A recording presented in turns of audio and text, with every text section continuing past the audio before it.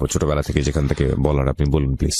ছোটবেলা থেকে শুরু করতে হচ্ছে, আগে আমার আম্মুর দিক থেকে শুরু করি, যে কারণ আমার আম্মুর পর থেকে আম্মু হচ্ছে একটা নোয়াখালীরই একটা সদরের একটা সম্ভ্রান্ত ফ্যামিলির মেয়ে। আমার নানাও হচ্ছে একজন সাংবাদিক ছিল। তো ওই হিসেবে ওনাদের ফ্যামিলি ব্যাকগ্রাউন্ড খুবই ভালো। আমার নানুর বাবা ছিল ইঞ্জিনিয়ার, নানুরা সবাই। কিন্তু আম্মু অত পড়াশোনা করার সুযোগ পায় না, ক্লাস 10 পর্যন্ত পড়াশোনা করে। তো ক্লাস 10-এ এক সাবজেক্ট খারাপ হওয়ার পর আম্মুর আর পড়াশোনা করায় না। আর আম্মু নিজে থেকে আগ্রহ ছিল না, আম্মু কাজের মাধ্যমে ছিল সবসময়, যে ঘরের কাজ করবে এই। তারপরে আম্মুর হচ্ছে 3 বোন 2 ভাই। তো আম্মুর পর্যায়ক্রমে আম্মুর বিয়ে হয় হচ্ছে ফেনী জেলায় একজন আদম ব্যবসায়ীর কাছে বিয়ে হয়। তাই সেটা নানা জানতো না যে আম্মুর মানে যাকে মেয়েকে বিয়ে দিচ্ছে ছেলে আবার যে আদম ব্যবসা করতে, জানে যে বিজনেস করে, MA পাস ছেলে। কিন্তু উনি জীবিকার তাগিদে আদম ব্যবসা করতো, বিদেশের লোক। নানা চিটিংবাজিও ছিল।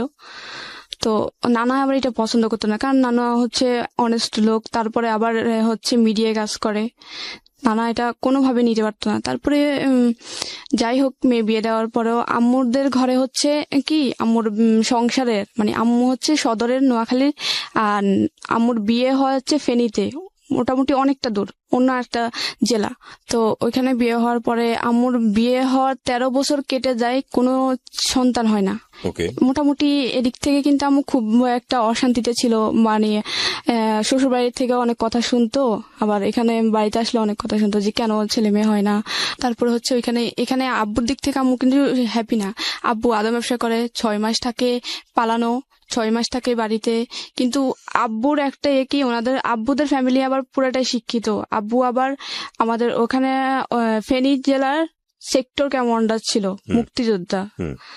তো মুক্তিযুদ্ধের সেক্টর কমান্ডার থাকা অবস্থায় উনি, তারপরে ওই সময় আর ওই যে মুক্তিযুদ্ধের অতটা মূল্যায়ন করা ছিল না, ওনার জীবিকা ছিল না, তো উনি আদম ব্যবসায়ী করতো। তারপরে আম্মুর অতটা খরচ বিয়ার করতো না, অনেক ফ্যামিলিতে শ্বশুর বাড়িতেই যে আমার দাদি করতো, কোন রকম মানে খাওয়া দাওয়া চলতো আর কি। আম্মু কোনোভাবে করতো না, যে ফ্যামিলি থেকে আসতো ওই ফ্যামিলি ভাবে। তারপর আম্মু কিন্তু হ্যাপি ছিল, এটা কি দাদু আদর করতো। তো আম্মুর যখন 13 বছর পর্যন্ত কোনো ছেলে সন্তান হয় না, আব্বু কি করলো, কোথা থেকে একটা মেয়ে এনে দিল, 7 মাস বয়সের, ছোট্ট একটা 7 মাস বয়সের মেয়ে। আম্মু জানে না যে কোত্থেকে এনে দিচ্ছে, কিন্তু আম্মু খুবই এক্সাইটেড, কারণ আম্মু হচ্ছে বড় খালা, মেজো খালা, বড় মামি, ওদের যত ছেলে মেয়ে হয়েছে সবগুলো ছেলে মেয়ে কিন্তু আম্মু মানুষ করছে। আম্মু একদম কোলে পিঠে খাওয়ানো সবকিছু আম্মু করছে। আম্মু বাচ্চাদের প্রতি খুব এক্সাইটেড ছিল, আর ওই বাচ্চাদের খুব আদর করতো।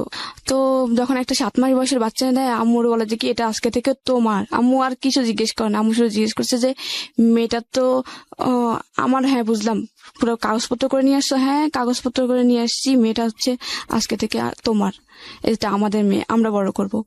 তারপরে ওই 7 মাস বয়সের মেয়ে, আম্মু জিজ্ঞেস করে যে মেয়েটার টাইম অফ বার্থ কবে।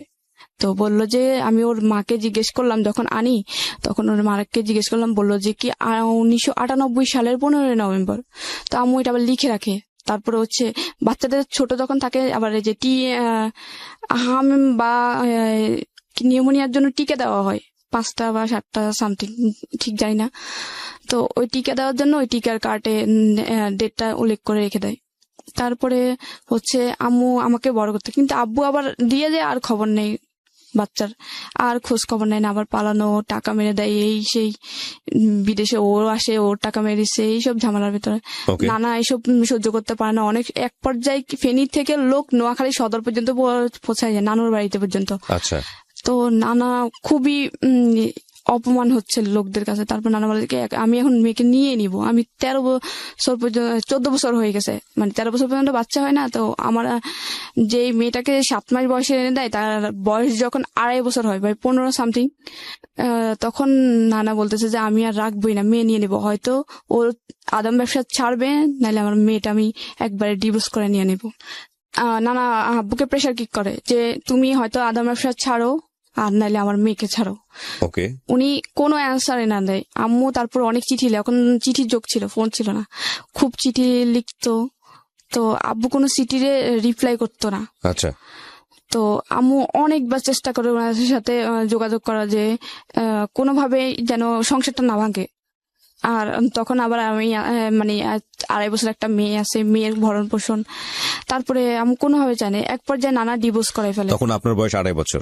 হ্যাঁ, আমার বয়স তখন 2.5 বছর। আচ্ছা, তখন নানা এক পর্যায়ে ডিভোর্স করাই ফেলে।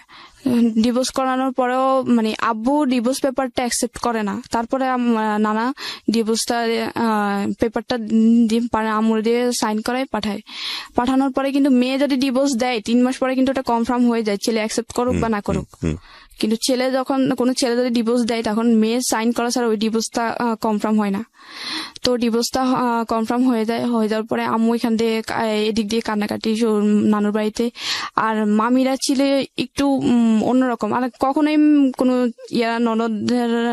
ননদদের সহ্য করে না, মানে এই ভাইয়ের বউরা ননদদের সহ্য করে না। আবার একটা মেয়ে নিয়ে থাকবে ডিভোর্সি, তার মানে অবশ্যই ওদের কষ্ট বের হবে। তারপর আমি ওইখানে থেকে সেলাই মেশিনে কাজ করতো, মোটামুটি টুকিটাকি কাজ করে মোটামুটি খরচ জোগাতো। তারপরেও এই যে নানা বলতো যে না, এভাবে তো মেয়েটার জীবন যায় না, দেখি মেয়েটাকে আবার একটা বিয়ে দিই। তারপরে আমুর একটা জায়গা থেকে বিয়ের প্রস্তাব আসে। তারপরে আম্মু বলে যে কি না, আমি করব না বিয়ে। তারপরে হচ্ছে কি আম্মু অনেক জায়গা থেকে আসে বিয়ে, যে কয় না আমি করব না, আমার মেয়ে আছে, আমার মেয়েকে নিয়ে খেতে দেবো। আম্মু আবার কি ফেনী থেকে যখন আসে আমাকে নিয়ে আসে, মানে হচ্ছে কি 2.5 বছর 7 মাস বছরের বাচ্চাটা, 7 মাসের একটা বাচ্চার মায়া উনি ছাড়তে পারে না, কারণ উনি আগে থেকে বাচ্চা পাগল ছিল। তারপর বাচ্চার মায়া ছাড়তে পারে না, উনি ওই বাচ্চা নিয়ে আসে। আবার যখন আমাকে নিয়ে 2.5 বছর বয়সে নানুর বাড়িতে উঠে, তখন আবার নানা বিয়ে দেওয়ার চেষ্টা করে। নানা আম্মু বিয়ে করতে চায় না। তারপরে এক পর্যায়ে একটা ফ্যামিলি আসে, ওখানে হচ্ছে ওনার হচ্ছে 5টা ছেলে মেয়ে। একটা একদম সবার ছোট যে সেটা হচ্ছে 1.5 বছরের বাচ্চা, তার মানে দুধের বাচ্চা, মেয়ে বাচ্চা। তো ওনার ওয়াইফ হচ্ছে মারা যায়। তারপর আম্মুর বিয়ের জন্য আসার পরে আম্মু বলে যে কি 5টা ছেলে মেয়ে, তারপরে বড় মেয়েটার বিয়ে হয়েছে, তার মানে ওরা এখন বড় হয়ে গেছে, 5টা ছেলে মেয়ের উপর আমি কি থাকতে পারবো? তারপর নানা বলে যে কি না, দেবো না, 5টা ছেলে মেয়ের উপরে আমার মেয়েকে দিব না। এখানে আরো গ্রামের পরিবেশ, একবারে গ্রামের মধ্যে। নানুর বাড়িটা একটু মোটামুটি মানে পৌরসভার কাছাকাছি। তারপরে ওনারা যখন মানে একদম জেদ ধরে আছে যে ছেলেপক্ষ যে না, বিয়ে করে নিয়ে যাবে। আমার নানুদের ফ্যামিলি একটু মানে সম্ভ্রান্ত ফ্যামিলি, ভালো মেয়ে।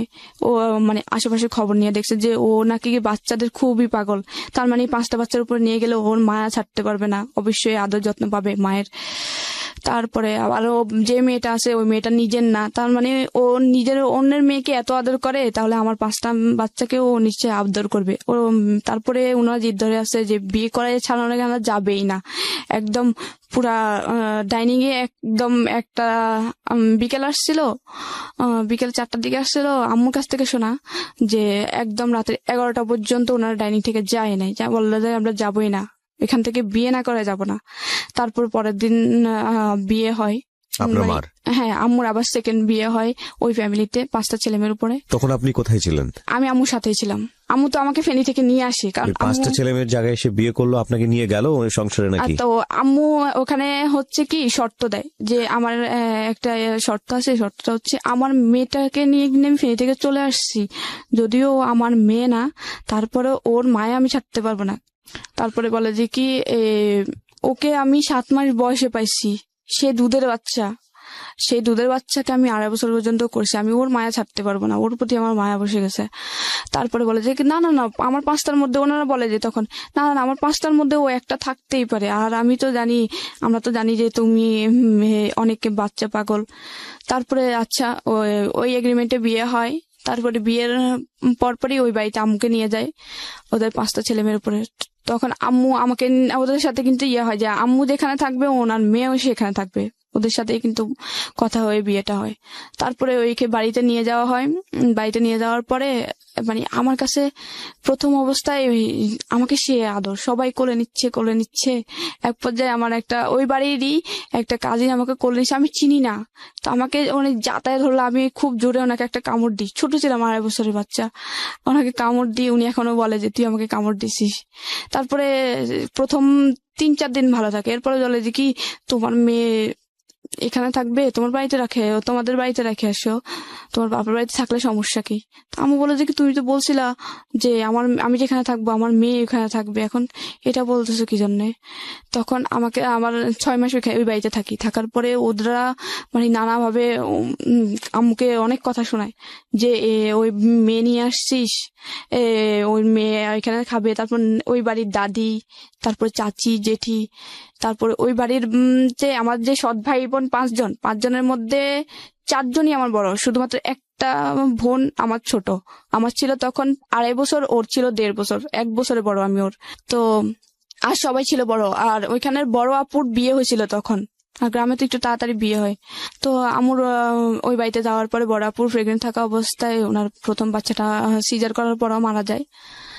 তারপরে আমুর তখন থেকে শুরু হয়, ওনারা কিন্তু মানে নিচে ঠিক আছে, কিন্তু ওই যে বড় আপু বড় ছিল, বড় আপু ওদেরকে সবসময় বোঝাতো যে এ হচ্ছে সৎ মা, যারা ছোট ছিল এ হচ্ছে সৎ মা। তারপর বড় ভাইয়া ছিল ক্লাস 7-এর, তারপরে মেজো আপু ছিল ক্লাস 6-এর, তারপরে আরেকটা ভাই ছিল আমার বড়, যে সে ছিল হচ্ছে ক্লাস 4-এর।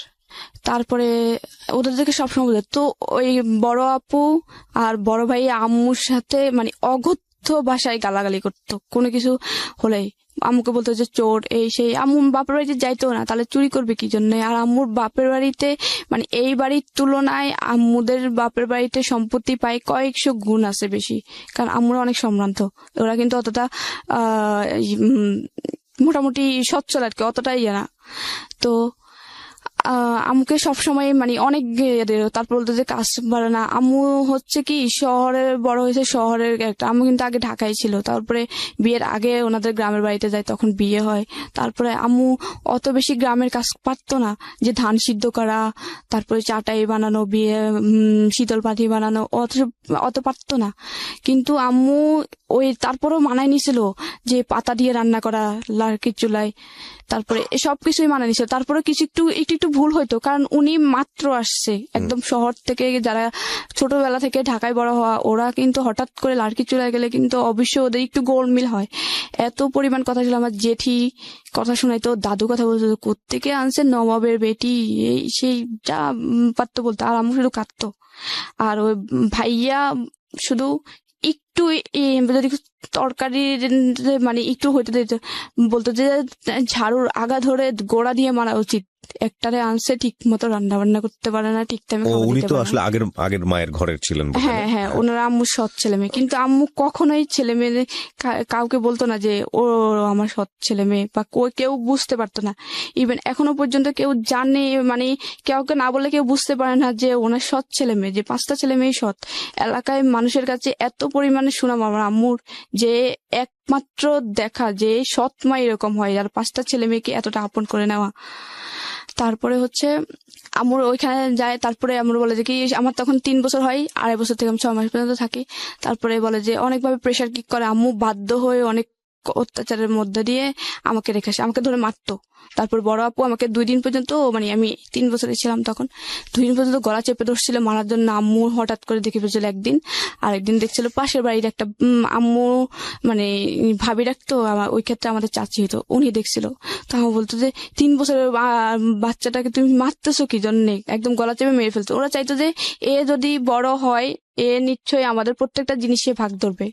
তারপরে হচ্ছে আম্মু নানা চাপের মধ্যে আমাকে দিয়ে আসে নানুর বাড়িতে। আচ্ছা। দেখতেছে মেরে ফেলার চেষ্টা করে, মারে ধরে। তারপরে আম্মু নানুর বাড়িতে দিয়ে আসে। তারপরে নানুর বাড়িতে তো ওরা আবার মামি, ওরা তো একদম সহ্য করতে পারে না। নানুর মামির বাড়িতে মানে নিজের বাড়িতে দিয়ে আসে, বাবার বাড়িতে দিয়ে আসে। নানুর সাথে কথা বলে দিয়ে আসে, বলে যে কি মেয়েটা। এদিকে আপনার ওই সেই বাবা মানে আপনার মার ফার্স্ট হাজবেন্ডের কি অবস্থা? উনি তখন খবর নিতে যাচ্ছিল না, মানে আমার জানতো যে বিয়ে হয়ে গেছে বা এরকম কোনো কিছু কি জানতো? উনি হ্যাঁ সেটা জানতো, কিন্তু তখন আমার বাচ্চার খবর নিচ্ছিল। কিন্তু আপনার খবরটা তো নেওয়া উচিত ছিল, কারণ উনি তো নিয়ে আসে পালক। হ্যাঁ, উনি নিয়ে আসে তখন, কিন্তু আমার খবর নিত না। যখন আম্মু নানুর বাড়িতে আমাকে রেখে আসে তখন একটু নেওয়ার চেষ্টা করে। আম্মুর একটা দুঃসম্পর্কের মামাতো ভাইয়ের থেকে খবর নেওয়ার চেষ্টা করতো, যে মেয়েটাকে আমি নিয়ে আসতে চাই, মেয়েটা নিয়ে আসতে চাই। তা আম্মু বলতেছে কি আমার মেয়ে আমি নিয়ে আসি, এত দিন হয়ে গেছে এখন কেন খবর নিতে আসছে?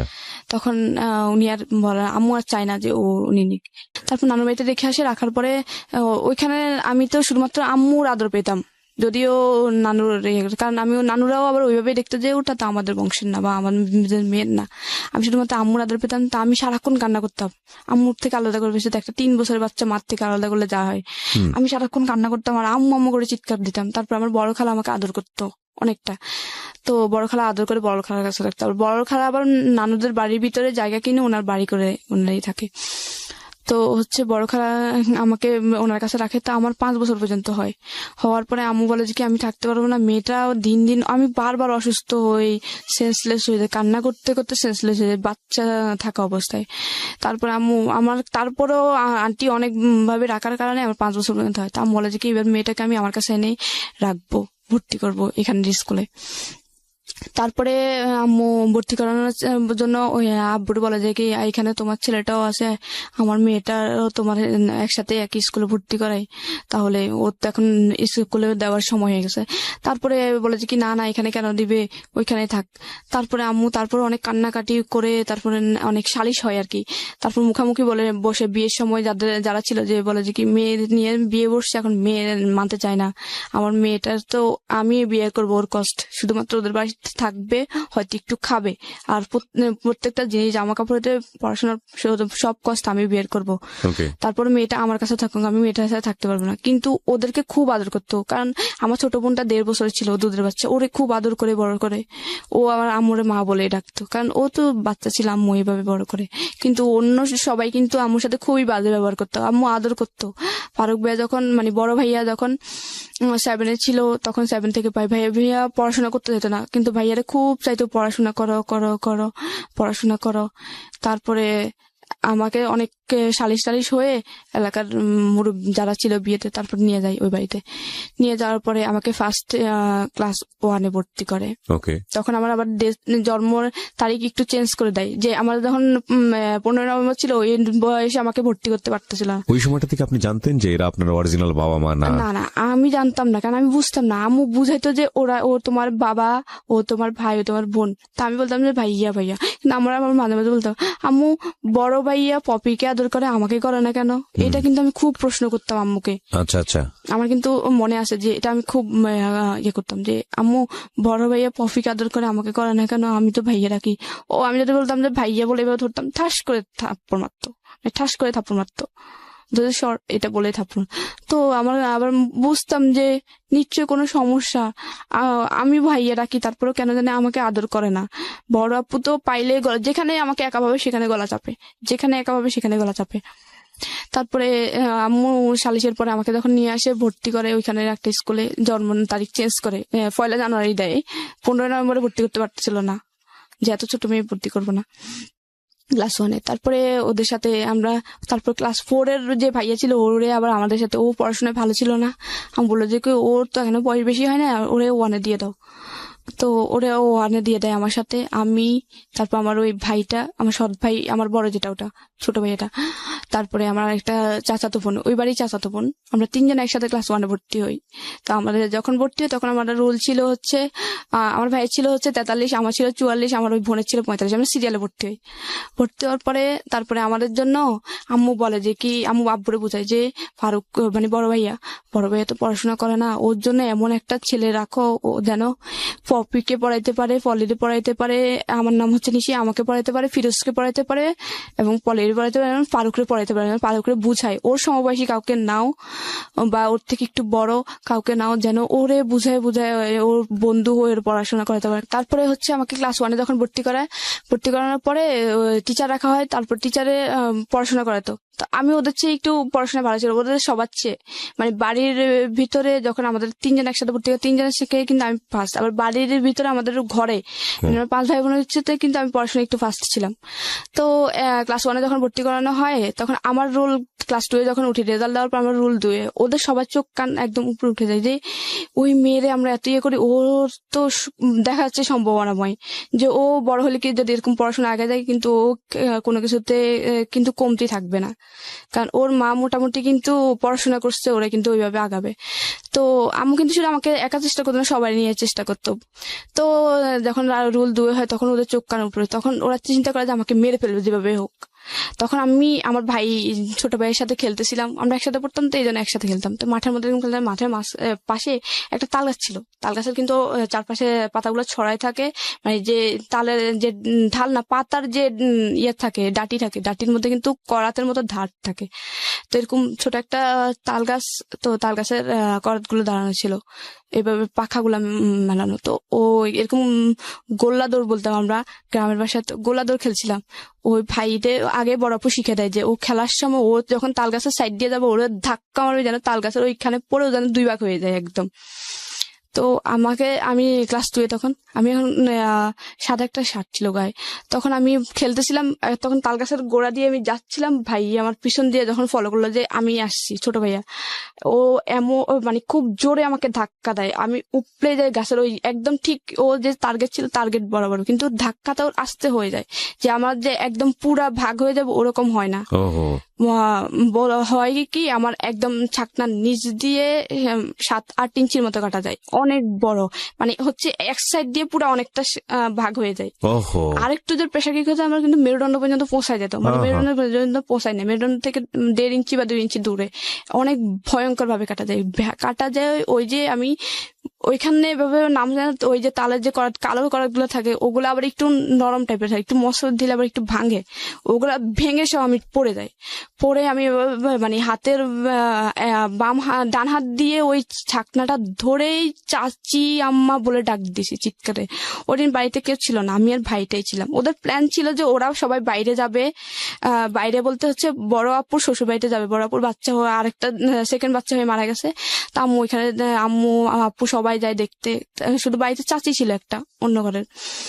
তো আমি চাচি আম্মা বলে ডাক দেওয়া সেন্সলেস হয়ে যায়, কারণ আমার এত পরিমাণে ব্লিডিং হচ্ছিল, কারণ খুব 7-8 ইঞ্চি কাটা যাওয়া, মানে আমি ওই ক্লাস 2 এর বাচ্চার মোটামুটি শেষ অনেকটাই। তারপরে এই কাট দিয়ে পড়ে যায়। চাচি আম্মা কি করে, মানে উনি কিছু বুঝতে পারতেন না, এত কাটা গেছে আর এত রক্ত দেখে উনি ওনার পুরা কাপড় খুলে ফেলে, পুরা কাপড় খুলে আমি পেঁচা। উনি বুঝতেছে না যে উনি আবার অত শিক্ষিত না, তো মানে ফার্স্ট মানে প্রাথমিক চিকিৎসা অত কিছু ধারণা নেই, কিন্তু উনি পাগল হওয়ার মতো হয়ে দেখে ভয়ে পুরো কাপড় পেঁচাচ্ছিল, প্রচুর ব্লিডিং হয়। তারপরে এখানে ওই বাড়িতে খবর দেওয়া হয়, আম্মু দৌড়ায় আসে, তারপর হসপিটাল নেওয়া হয়। নেওয়ার পরে আম্মু হসপিটাল নেওয়ার পরে আমার 2 দিন পরে মেবি জ্ঞান আসে, মানে অনেক কাটা চিড়ার ওয়াশ টাশ করে। তারপর 2 দিন পরে জ্ঞান আসে, বলে আম্মু ভাই আমার ধাক্কা দিচ্ছে। আম্মু আমার সাথে সাথে মুখ চাপে বলে যে তুই পড়িস না, বললে তোর আব্বু কিন্তু তোর ভাইয়ারে মারবে, তারপরে হচ্ছে তোর বাড়ি থেকে বের করে দেবে। আম্মু খুব কান্নাকাটি, কেন যেটা কথা, আম্মু শুধু ডাইকে এটা বললো যে ফিরোজ তুই ওরে ধাক্কা দিছিস, কেন আমি ওর ধাক্কা, কারণ নিশি কিন্তু বলছে যে তুই ধাক্কা দিছিস, ও কিন্তু মরে যাইত, তোর কি একটু মায়া হয় নাই যে ও তোকে কি কোনো ক্ষতি করে, তোর তো বোনও। আম্মু ওটা বুঝাই বলছে, তারপর আম্মু কিছু বলে নাই, চাইছিল যে এটা নিয়ে একটা সালিশ করতে যেভাবে, তারপরে আর করে নাই। অনেক প্রায় 3 মাস পরে আমি ভালো হই। তারপরে আবার ক্লাস 2 থেকে আমার 3-তে ক্লাস রুল 1 হয়। তারপর ওদের মানে নানা অত্যাচার আছে, আব্বু মারতো খুব, এসব নিয়ে কিছু বললে মানে দাদি শিখে দিত যে ও ছেলে মেয়ে ইয়ে করবে না। তারপর 4-এ যখন উঠি তখন না 4-এ উঠি, হ্যাঁ, তখন আমার রুল 1 হয়। 1 হওয়ার পরে যখন 5-এ উঠবো, এর আগে ভাইয়া কি করে, এলাকায় একটু রাজনীতি করতো, ওই যে এলাকার হেড স্যার, আমাদের গ্রামের হেড স্যারের সাথে কথা বলে যে ওই ও হচ্ছে আমার বোন, ওরে যদি এবার 4-এ যদি ফেল না করে এসিস তোর কিন্তু এলাকায় থাকতে দিব না, কিভাবে করবি জানি না। তো উনি কি করে, উনি ভয় পেয়ে উনি আমাকে ফেল করায় ক্লাস 4-এ। এখন এটা তো পুরো অবিশ্বাস্য যে ক্লাসের ফার্স্ট গার্ল সে কখনো ফেল করতে পারে না, তাও আবার ক্লাস 4 থেকে 5 উঠবে। তারপর আম্মু খুবই কনফিডেন্স, কারণ আম্মু বললো যে আমি ওরে পড়াই, আমি জানি ওর পড়াশোনা কেমন। তো আম্মু বলে যে কি আমি ওই খাতা চ্যালেঞ্জ করব, যে আমি খাতা দেখবো, আমার মেয়ের খাতা দেখে তারপর আমি মানবো যে আমার মেয়ে ফেল করে। আমি প্রচুর কান্না, আম্মু আমাকে খুব মারে যে ফেল করছিস কি জন্য, নিশ্চয়ই তোর খারাপ। তারপর আম্মু হেড স্যারের কাছে যাই, বা আমাদের প্রধান শিক্ষক উনি স্বীকার করতে চাচ্ছিল না যে এরকম কিছু। পরে আম্মু বলে যে কি আমি আপনাদের স্কুল কর্তৃপক্ষের কাছে যাবো, স্কুলের মালিকের বাড়ির পাশে ছিল, ওখানে যাই। তারপরে অনেকের পরে উনি স্বীকার হয় যে আপনার ছেলে আমাকে বাধ্য করছিল, Fail করার জন্য? ফেল করার জন্য বাধ্য করছিল। উনি আমার বাড়ি টাড়ি আগুন দিবে এই সবের জন্য আমি বাধ্য কোন ক্লাস হয়ে- থাকে ঘটনা এটা? এটা ক্লাস 4-এ। Class আমি 4-এ। 5-এ উঠবো আর ফাইনালে ফেল করায়। তারপরে আম্মু বলে যে কি আমি খাতা দেখবো, তখন আম্মু অনেক জোরাজোরির পরে তারপরে উনি বুঝতে পারে যে আম্মু হাল ছাড়ার মেয়ে না। আর আম্মুর কনফিডেন্স ছিল আমি আমার মেয়েকে পড়াই, ও ফেল করতে পারেই না। তারপরে ইয়ার পরে উঠাই, চাপে পড়ে উঠাই, তখন আমার রুল ইয়া হয় না, এক হয় না আর কি। তারপরে অনেক কারণ এক তো দিয়ে দেয়, কারণ আবার যেটা ঘোষণা হয়ে গেছে রেজাল্ট, এটা তো আবার ইডিট করতে অনেক সমস্যা, অনেক কিছু ফেস করতে হবে। তারপরে একটা 12 রুলের একটা চলে যায়, ওর জায়গা আমাকে দেয়। তারপরে হচ্ছে আমি 6-এ উঠি। তারপর ও খুব মারামারি করতাম, আমি পড়তে দিত না, ইয়ে করতো, আম্মুকে অনেক গালাগালি করতো, অনেক অত্যাচারের মধ্যে দিয়ে, কারণ পড়াশোনার খরচ দিত না। নানুর বাড়ি থেকে আম্মু আনিয়ে দিত, তারপর সেলাই মেশিন চালা আমার খরচ বিয়ে করতো। তারপরে আমি 6-এ উঠি, 7-এ উঠি। তারপর আমার স্কুল জীবনটা খুব ভালো ছিল। আমি যখন হাই স্কুল জীবনে যাই আমার খুব ভালো লাগতো, কারণ আমি হাই স্কুলের জীবনটা স্যাররা আমার খুব আদর করতো। মোটামুটি হাই স্কুল তো অনেক স্কুল থেকে আসি একটু কন্টেস্ট হয়ে যায়, তখন আমার রুল হয় 6। তখন আমার স্যারদের আইকন থাকে আমি একটার জন্য, আমি হচ্ছে দেশাত্মবোধক গান, তারপর সাংস্কৃতিক অনুষ্ঠানে অংশগ্রহণ করতামই। দেশাত্মবোধক গানের জন্য স্যাররা আমাকে চিনতো। দ্বিতীয়ত হচ্ছে ক্রীড়া প্রতিযোগিতার জন্য। ক্রীড়া প্রতিযোগিতা হচ্ছে আমি 100 মিটার দৌড় প্রত্যেক বছর চ্যাম্পিয়ন ছিলাম, প্রত্যেক বছর এই স্কুলে চ্যাম্পিয়ন। স্যার আমাকে চাইছিল যে জেলা পর্যায়ে খেলানোর জন্য, কিন্তু আম্মু মানা করছিল যে মেয়ে মানুষ দৌড়াদৌড়ি ভালো না। তারপরে গোলক নিক্ষেপ বলতো, 100 মিটার দৌড় বলতো, এসব প্লেয়ারের জন্য স্যার মানে ক্রীড়া শিক্ষক, তারপর আমার পড়ার শিক্ষক, ওদের চোখে ছিলাম আমি। মোটামুটি মানে মোটামুটি পড়াশোনায় ছিলাম 6-7, মানে 10-এর দিকে আমার রোল যেত না। তারপর আবার কিন্তু ক্লাস 1 থেকে ক্লাস 10 পর্যন্ত আমার কোনো বেতন দিয়ে পড়তে হয় নাই। যদি ওখানে বেতন লাগে, কিন্তু আমার হচ্ছে যে মেধা তালিকা থাকার কারণে উপবৃত্তি পেতাম, ক্লাস 10 পর্যন্ত উপবৃত্তি পেতাম। তারপরে যখন আমার ভাই ছিল আমার 4 বছরের, না 4 বছর না, 4 বছর বড়। তো ভাইয়ের যখন আমি ক্লাস 7-এ উঠি, আমার বাড়ির পাশে একটা নতুন বাড়ি হয়, মানে বাড়ির মেন রোডের অপোজিট আর কি। আমাদের বাড়িটা হচ্ছে হাইওয়ে রোডের সাথেই, হাইওয়ে রোডের এপাশে হচ্ছে আমাদের বাড়ি, ওপাশে একটা নতুন বাড়ি হয়। তো আমার ভাইয়ের সাথে একটা ফ্রেন্ড আমাদের বাড়িতে আসতো সব সময়। তো ও দেখতো যে আমার আম্মু খুব অত্যাচারিত হয়, আমি খুব অত্যাচারিত হয়, খুব গালাগাল করে, খুব বিয়ে করতো, অনেক কাজ করতাম। আমাদের আবার কৃষি কাজ করতো বাড়িতে। আমি মোটামুটি কৃষিকাজে সবকিছুই পারি, কারণ থাকতে থাকতে করতে করতে পানি দিতে হতো, কলের অনেক নিচে পুকুর থেকে উঠে তরমুজ খেয়ে, তারপর টমেটো খেত, বেগুন খেত, এগুলো পানি দিতে হতো, করতাম। এটা মনে করতাম যে আমি বলতাম যে আমাদের ক্ষেত সবাই করে, আমিও করবো। তারপরে করতাম। তারপর হচ্ছে কি ওই ভাইয়ের সাথে ওর ফ্রেন্ড আসতো, ও দেখতো, ওর প্রতি কেন জানি আমার প্রতি একটু মায়া হয়ে যায় যে মেয়েটা অসহায়। ও জানতো যে আমি ওদের সৎ ভাই বোন। আমি তখন একটু একটু বুঝি যে ওরা আমার সৎ ভাই বোন।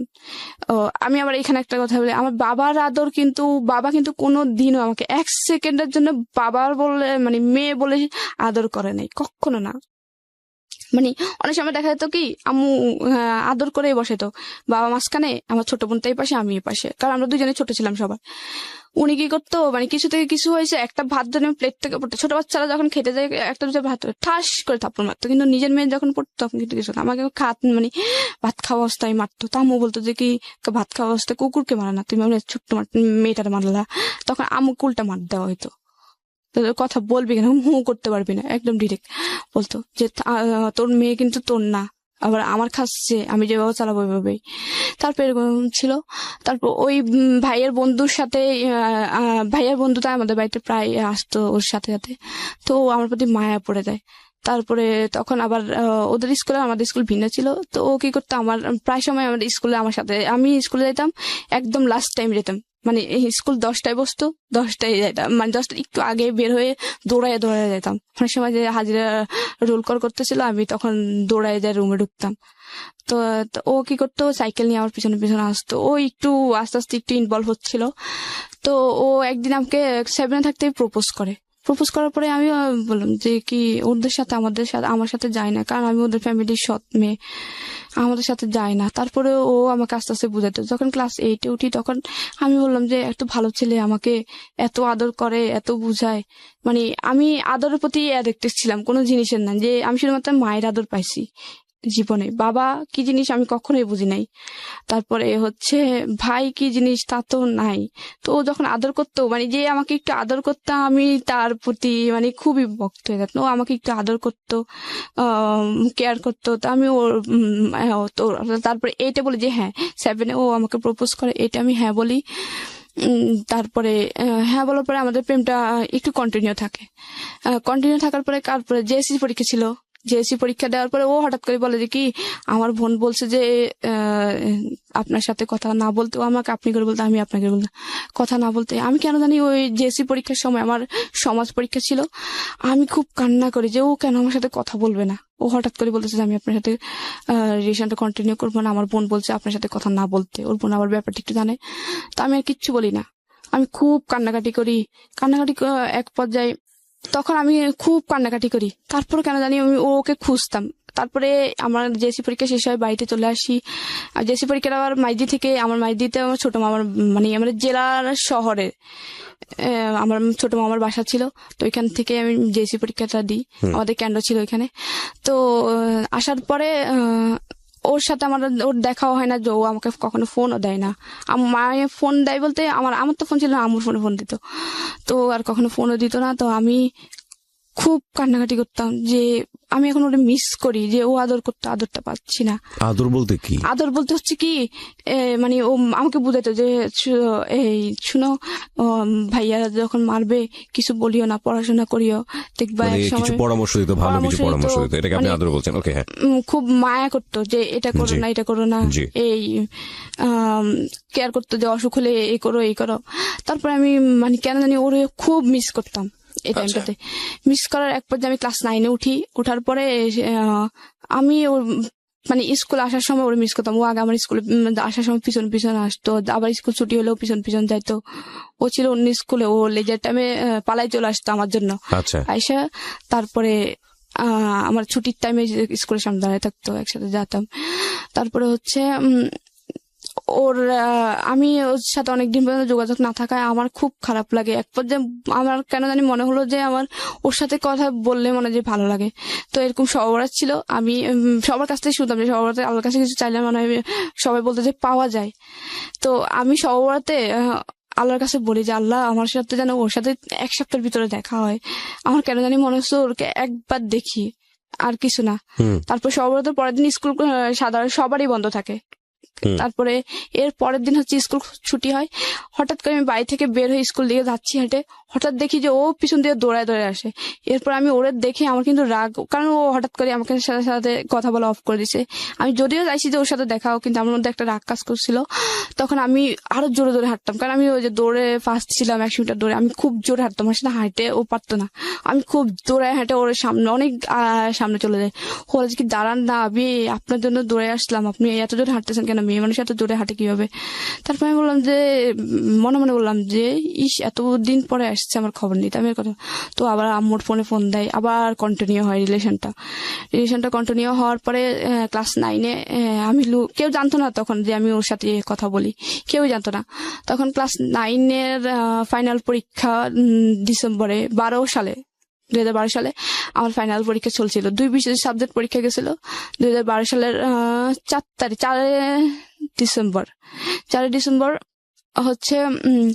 ওর সাথে আমি রাত্রে সন্ধ্যার সময় কথা বলছি, ফ্লুকে কথা বলতাম। ওরে একটা মিস দিলে ফোন দিত আমার ফোন দিয়ে। তারপরে যখন ও সন্ধ্যা কথা বলি, তারপর হঠাৎ করে এখানে একটা কথা, ওর এর আগে কিছুদিন জ্বর ছিল, প্রচুর জ্বর ছিল।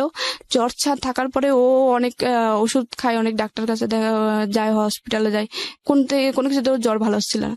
তারপর হঠাৎ করে একদিন বড় একটা হসপিটালে যায় ডাক্তার দেখানোর পরে ওকে মেডিসিন দেয়, অ্যান্টিবায়োটিক। ওর বুক ভরে বমি হয় মেডিসিন খাওয়ার সাথে সাথে। তখন আমি সাথে সাথে বলি যে ক্যান্সার না তো, কারণ ক্যান্সার না তো বলি কি যে আমাদের বাড়ির পাশে একটা ছোট বাচ্চা ছিল, বাচ্চাটা হচ্ছে এরকম অনেকদিন জ্বর ছিল। তারপরে এরকম অ্যান্টিবায়োটিক খাওয়ানোর পরে ও বুক ভরে বমি করছিল, রক্ত বমি করছিল। বমি করার পরে তাকে ঢাকায় নিয়ে যাওয়া হয়, ঢাকা মেডিকেলে। তারপরে আনার পরে ওর বলে যে ওর ব্লাড ক্যান্সার। ইভেন ওর ব্লাড ক্যান্সারটা খুব 3rd স্টেপে, ফার্স্ট স্টেপ না 3rd স্টেপে। তখন আর চিকিৎসা নেই, ও 2 মাস পরেই মারা যায়। তখন আমার মানে বুকের ভিতরে একটা অজানা ভয়, যে আমি ওর সাথে সাথে বলে ফেলি যে ক্যান্সার না তো। বলে আরে না, কিসের ক্যান্সার হবে, হয়তো টাইফয়েড কিছু একটা। তারপরে ওই দিন আমি যখন ওর সাথে সন্ধ্যার সময় কথা বললাম 4 ডিসেম্বর 2012 সালে, কথা বলার পরে 9টার সময় ও নাকি সেন্সলেস হয়ে পড়েছে, আমি জানি না। তারপর সকালবেলা আমি যখন ঘুম থেকে উঠে ভাবির সাথে নাস্তা বানাইলাম, আবার বড় ভাই বিয়ে করে, ভাবি আমাকে আদর করতো, আবার ভাবি দেখতো যে আম্মু ওনাকে আদর করে, ওই হিসেবে আমাকে আদর করতো, কিন্তু ভাইয়া কখনোই বোন বলে বলতো না, কখনো ডাকতো না যে এদিকে আয়। তারপরে পরের দিন মানে 5 ডিসেম্বর হচ্ছে আমি সকালবেলা উঠলাম, ওঠার পরে ভাবি বললো যে কি, ওর নাম ছিল নিরু, ছেলেটা যার সাথে আমার সম্পর্ক ছিল, ও বললো যে কি নিরু অসুস্থ হয়ে গেছে, কালকে রাতে নাকি ও সেন্সলেস হয়ে পড়ে যায়, নাক মুখ দিয়ে এরকম রক্ত বেরিয়েছিল। তারপরে ওরে মাইজি হসপিটাল নেওয়া হয়েছিল, হসপিটালে বলছিল ও নাকি স্ট্রোক করছে, ওর নাকি ব্রেনে রক্তক্ষরণ হচ্ছে। তারপরে ওর শরীরে ব্লাড নেই, তারপর ওর মাথ থেকে এক ব্যাগ ব্লাড নিয়ে ওর ঢাকা নিয়ে গেছে। আমি তো পুরো সাথে সাথে মনে হয় আকাশ থেকে বললো, কারণ ওর সাথে আমি সন্ধ্যার সময় কথা বলছি, কিন্তু ভাবি জানতো না যে আমি ওর সাথে কথা বলি বা কোনো একটা রিলেশন, কেউ জানতো না। তখন আমি সাথে সাথে দৌড়ায় আসি ঘরে, রান্নাঘর থেকে দৌড়ায় আসি নাস্তা বানানো রেখে। তারপরে আমার ফোন নিয়ে ওর ফোন দিয়ে, ওর ফোন অফ। তারপরে মানে ভাবি ওদের সাথে যোগাযোগ করে, কারণ ভাবিদের রিলেটিভ ছিল। তারপরে বলে যে কি ওর শরীর খুবই খারাপ, ওর এখনো ঢাকার ডাক্তার বলতেছে যে ও স্ট্রোক করে না, ওর অন্য কোনো সমস্যা, বুঝতেছে না। তারপরে আমি খুবই কান্নাকাটি করি, খুবই, যে জানি ক্যান্সার না তো, মানে ক্যান্সার হয় নাকি হয়ে যায়, এত পরিমাণ কান্নাকাটি করি যে পুরো এলাকার মানুষ আমাকে দেখে তাক থেকে যায় যে কি। তারপর সবার মোটামুটি বুঝার বাকি ছিল না যে ও ওর জন্য কাঁদবে কি জন্য। আমি ঘুমাতাম, মানে তখন থেকেই কিন্তু মোটামুটি একটু অ্যাবনর্মাল ছিলাম, কারোর সাথে আর কথা অফ হয়ে গেছে। আমি ঘুমাতাম, ঘুমের মধ্যে হঠাৎ করে চিল্লায় কান্না করতাম। মানে আমি শুধু স্বপ্নে এটা চিল্লায় কান্না করতাম, এই জন্য স্বপ্নে এটা দেখতাম যে ওর লাশ নামাচ্ছিল অ্যাম্বুলেন্স থেকে, ওর লাশ নামাচ্ছিল, ঠিক যেই 4 বছর একটা বাচ্চা যেরকম ক্যান্সার মারা গেছিল, ওর লাশ যেভাবে ওর লাশ ওইভাবে নামাচ্ছিল। এটা দেখে স্বপ্নে আমি শুধু কান্না করতাম, মানে খুব ভয়ঙ্কর ভাবে কান্না করতাম। মোটামুটি 3 মাসের মতো আমি আপনার আমার পরীক্ষা দেওয়ার হয় না, মানে ফাইনাল পরীক্ষা চলে কিন্তু ফাইনাল পরীক্ষাটা দেওয়া হয় না। তারপরেও স্যাররা মানে জানতো যে আমি, স্যাররা সবাই আমাকে অনেক আদর করতো, কারণ আমি সাংস্কৃতিক ভাবে ওদের আইকন ছিলাম। তারপরে ক্রিয়ার দিক দিয়েও, তারপর পড়াশোনাও খারাপ ছিল না, 7-8 রুলের ভিতরে সবসময় থাকতো। তারপরে এটার জন্য স্যাররা বলে যে কি থাক, ওর পরীক্ষা না দিয়ে আমরা ওকে টেনে উঠাবো, দেখি ও ভালো হয় কিনা। যখন আম্মু ওদের সাথে যোগাযোগ করে যে আমার মেয়েটা তো এভাবে অসুস্থ হয়ে গেছে, ওরে তো কিছু বুঝতেছি না, যে ওরে যদি বলি যে কি যে তোর খাওয়া দরকার, ও খাওয়াইতে হবে, যে ওর গোসল করতে হবে, ওর ফ্রেশ হতে হবে, ও কিছুই বুঝতেছে না। ওরা যে কিছু একটা বললে ও যে শুনবে সেটাও করতেছে না, শুনতেছে না, কিছু যে নিজে থেকে করবে সেটাও করতেছে না, পুরো অ্যাবনর্মাল হয়ে গেছে। আপনার কথা বলছে? হ্যাঁ। তো স্যাররা এটা এসে দেখে যায়, নিজের চোখে এসে দেখে যায়। তারপর আমাকে 9-এ উঠায়। 9-এ উঠানোর পরে 9 থেকে 10-এ উঠায়, 10-এ উঠায়। ভাবছে স্যাররাও মানে একটা কনফিডেন্স ছিল যে ও একসময় ভালো হবে, মানে কয়েকদিনের মধ্যে খুব তাড়াতাড়ি ভালো হবে। তখন নিরুর কি অবস্থা? নিরুর অবস্থা হচ্ছে তখন 2012 সালের 4 তারিখে ও অসুস্থ হয়। তারপরে 8 তারিখে ওর অনেক রিপোর্ট করানোর পরে, ঢাকার প্রত্যেকটা ডাক্তার অনেক রিপোর্ট করানোর পরে ওর কোনো রোগ ধরতে পারছিল না। তখন হচ্ছে ক্যান্সার নির্ণয় করার জন্য হচ্ছে হাড়, মেরুদণ্ড থেকে, হাড় থেকে অস্থিমজ্জার যে রস, ওই রসটা নিয়ে ওরা ইন্ডিয়াতে পাঠায়, ঢাকা মেডিকেল থেকে। ইন্ডিয়াতে পাঠানোর পরে তারপরে ওরা ইন্ডিয়া থেকে 2012 সালে 12 বলে যে ওর ব্লাড ক্যান্সার, কিন্তু ফার্স্ট স্টেপে আছে। First stage? হ্যাঁ। ওকে। কিন্তু ওর অবস্থা খুবই খারাপ। ওর এটা জানার পরে কি আপনার এই অবস্থা, নাকি আপনার অবস্থা আপনার মতো করে খারাপ হয়েছে? আমার অবস্থা তখন থেকে খারাপ, যে আমি তো, আমার মনে কেন জানি বলছিল যে ওর ক্যান্সার, কারণ যখন ও অ্যান্টিবায়োটিক খাইছিল আরো আগে, 1 সপ্তাহ আগে যখন ও অ্যান্টিবায়োটিক খাইছিল, আমি তখন মুখ দিয়ে কিন্তু ফট করে বলে ফেললাম যে ব্লাড ক্যান্সার না তো, বলেই ফেলছিলাম যে ব্লাড ক্যান্সার না তো। তখন আমি মানে আমার এটাই আপনার এই যে নিজের প্রতি কেয়ার না নেওয়া, নিজের যে এখন একদম হাল ছাড়া অবস্থা, এটা মূলত কেন? এটার কারণটা কি? এটার মূলত কারণটা হচ্ছে ও যখন আমি মানে কনফার্ম ছিলাম যে ওর ব্লাড ক্যান্সার, আর ভাবতাম যে ওই যে সুপলের মতো মারা যাবে ক্যান্সার। ভাবতে ভাবতে আপনার মূলত অবস্থা? আমি ওই যে স্বপ্ন দেখতাম আর চিল্লা কান্না করতাম, হঠাৎ করে যা করতাম। তারপরে অ্যাবনর্মাল হয়ে যাওয়ার পরে আম্মু অনেক স্যারদেরকে রিকোয়েস্ট করে আমাকে ক্লাস 10-এ উঠায়। আর এখানে 12 তারিখে ঢাকা থেকে আমি ভাবি ফোন দেয় যে আম্মুর কাছে ফোন দেয় যে নিরুর কি অবস্থা।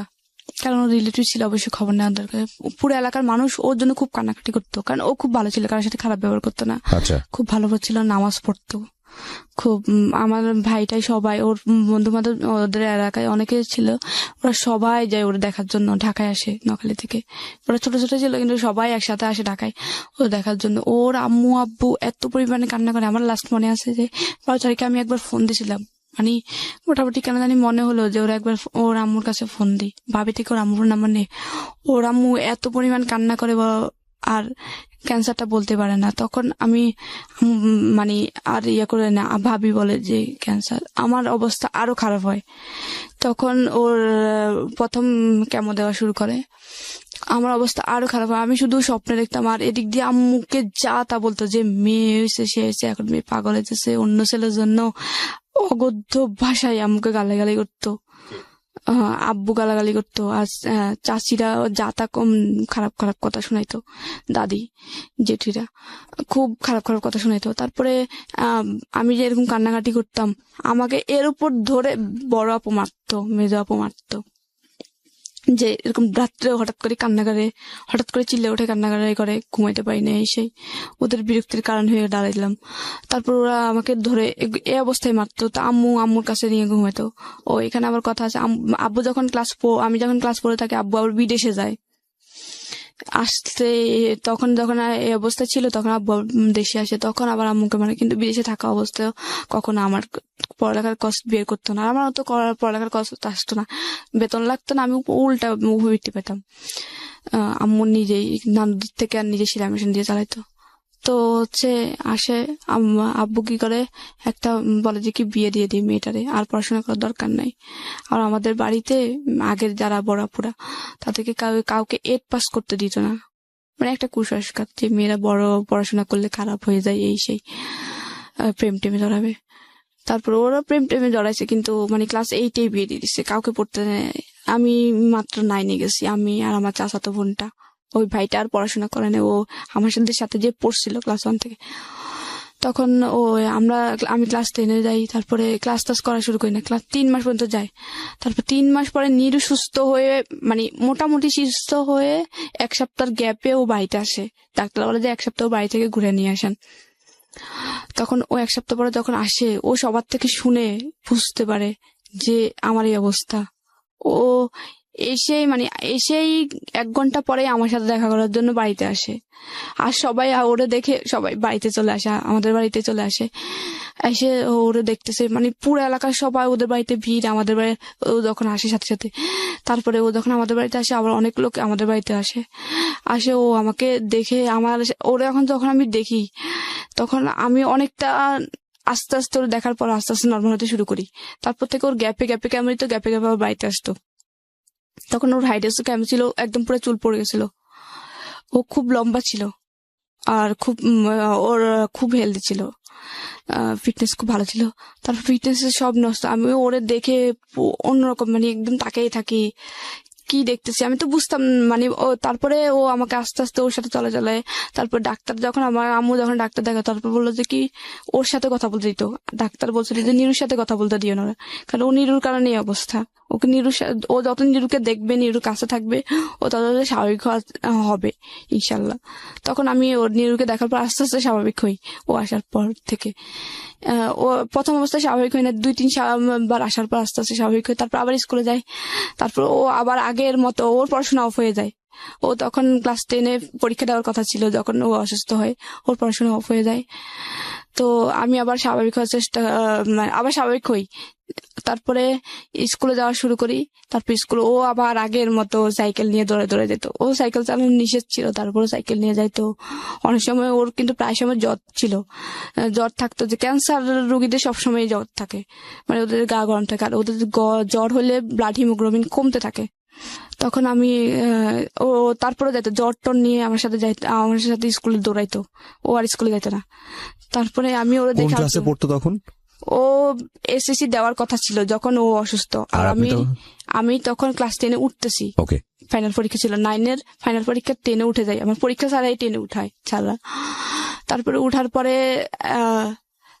আবার একটা যখন ক্লাস 10 উঠে একটু স্বাভাবিক হই, তারপরে স্কুল ক্লাস করে স্যাররা খুব আদর করতো আমাকে, তো বলতো, আমাকে একদিন স্যার বললো যে তোমার মানে এম ইন লাইফ কি।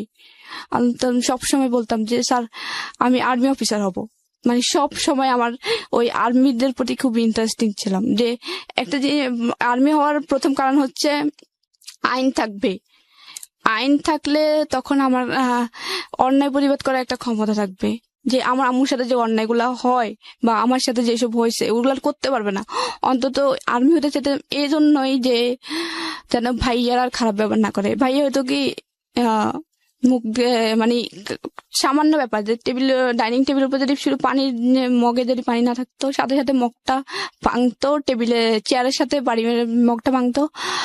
আর এত নোংরা ভাষায় গালি তো আম্মুকে, মানে মানুষের এগুলা বাইরের মেয়ে ছেলেকে বলে না। আর ওর তো মা, সৎ মা হোক, মা আম্মু তারপরে খুব আদর করতো, খুব কাছে টেনে। তারপরে আমি পড়াশোনা চালে, তারপরে আমাকে বিয়ে দেওয়ার চেষ্টা করে। মানে একটা বিয়ে সমাধানে ছেলেটা হচ্ছে, তখন কি নিরু বেঁচে ছিল? হ্যাঁ, নিরু বেঁচে ছিল। ওকে। তারপর নিরু মোটামুটি একটু সুস্থ, তারপরে কেমন চলতেছে, এদিক দিয়ে আমি স্কুলে যাওয়া শুরু করি, তারপর পড়াশোনা আবার কন্টিনিউ করি। আবার আমাকে বিয়ে দেওয়ার চেষ্টা করে, যে মেয়ে প্রেম টেম করে। সবাই তো জেনে গেছে যে আমার সাথে ওর সাথে সম্পর্ক। যখন অ্যাবনর্মাল হই তখন পুরো এলাকা জুড়ে আর 3-4 গ্রাম জেনে গেছে যে আমার সাথে ওর সম্পর্ক আছে অ্যাবনর্মাল হওয়ার পর থেকে। তখন আমাকে বিয়ে দেওয়ার চেষ্টা করে আব্বুরা। আমার বড় আপু আমাদের একটা বিয়ে সমাধানে, তো ছেলেটা আগে একটা বিয়ে করছে, তখন আমি ক্লাস 10 পড়ি। আগে একটা বিয়ে করছে, সে বোর চলে গেছে। তারপর আমাকে বিয়ে দেওয়ার চেষ্টা করে। আমি বলে যে কি ওই ছেলের বয়স বেশি, তারপর আবার ও বিয়ে করছে, আমার অবিবাহিত মেয়ে কেন আমি এরকম বিবাহিত ছেলের কাছে বিয়ে দেবো। তারপরে আবার ছেলেটা হচ্ছে খুলনা নোয়াখালী থেকে বহুত দূর। আমি বলে যে কি এত দূর আমি মেয়েকে বিয়ে দেবো আশেপাশে, যেন আমি যা দেখতে পারি, কারণ ওর আর কেউ নেই, একমাত্র আমি। যে একটা ভাই থাকলে আমি দূরে বিয়ে দিতাম, ভাইয়ে যায় দেখতো, বাবা থাকলে বাবার যায় দেখতো, ওইভাবে বিয়ে দিতাম। তারপর অনেক কষ্ট বিয়েতে আম্মু ক্যান্সেল করে। ওটার পরে আম্মুকে অনেক খারাপ ব্যবহার করে। আর আম্মু যখন আমি একটু সুস্থ হই, তখন থেকে আম্মু আমার হাতে ফোন দেখতো, আম্মু আমাকে ধরেই মারতো। আম্মু চাইতেন আমি নিরুর সাথে কথা বলি, কিন্তু আম্মু নিজেই নিরুর জন্য কোরআন খতম করায়, তারপরে অনেক নামাজ পড়ে, নফল নামাজ পড়ে নিরুর জন্য, যেন নিরু সুস্থ হয়। নিরুকে আম্মু খুব আদর করতো। তারপরে কিন্তু আম্মু চাইতো না যে আমি নিরুর সাথে রিলেশন রাখি। আম্মু আমাকে সবসময় পাড়ায় রাখতো, যেন আমি ওর কখনো ভাবে ফোন না দিই। তো নিরু আমার পাশাপাশি যাইতো স্কুলে। তো আমার এলাকায় আমার ওই ভাইটা পুরো দিয়ে রেখেছে, যেন আমাকে কোনোভাবে নিরুর আশেপাশে দেখলে বা নিরু আমার আশেপাশে থাকলে যেন ভাইয়াকে ইনফর্ম করে। আর ভাইয়া ওই এলাকায় একটু রাজনীতিতে প্রভাবশালী ছিল, তো আশেপাশে দিয়ে মানে আমি রাস্তা দিয়ে গেলে যদি কোনোভাবে দেখতো নিরু আমার পাশে এসে বাড়িতে খবর চলে যেত। তারপর আম্মুকে বকা দিত। আম্মু আমাকে যখন যেটা পেত হাতে, অনেক সময় ধরা যাচ্ছে প্লেট আছে, প্লেট দিয়ে মারতো। অনেক সময় হাত পাকা ছিল, হাত পাকা দিয়ে মারতো। অনেক সময় সুপারি কাটা লোহার যে ছোতরা, ওটা দিয়ে মারতো। মানে যখন যেটা হাতে থাকতো ওটা দিয়ে মারতো। তারপরে এই মানে কোনোভাবে চাইতো না যে নিনুর সাথে। তারপরও আমি লুকাই ওর সাথে কথা বলতাম। বিদেশ থেকে আব্বু ফোন দিয়ে আম্মুকে খুব গালাগালি করে, তোর মেয়ে মান সম্মান ডুবাবে, এই সেই অনেক গালাগালি করে। তো বলে যে কি বিয়ে দিয়ে দেবো, আর পড়াশোনা করার দরকার নেই, টেস্ট পরীক্ষা দিতে দিবে না। আমি আম্মুকে ঠিক পরীক্ষা 4 দিন আগে বলে, আম্মু শুধুমাত্র আমাকে মেট্রিকটা পড়তে দাও, তাহলে অন্তত আমি নিজের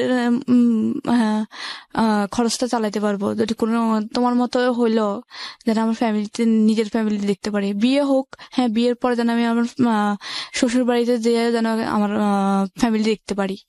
তারপরে অনেক কষ্টে আমাকে রাজি করে টেস্ট পরীক্ষার জন্য রাজি করায়। তারপরে টেস্ট পরীক্ষা দিই।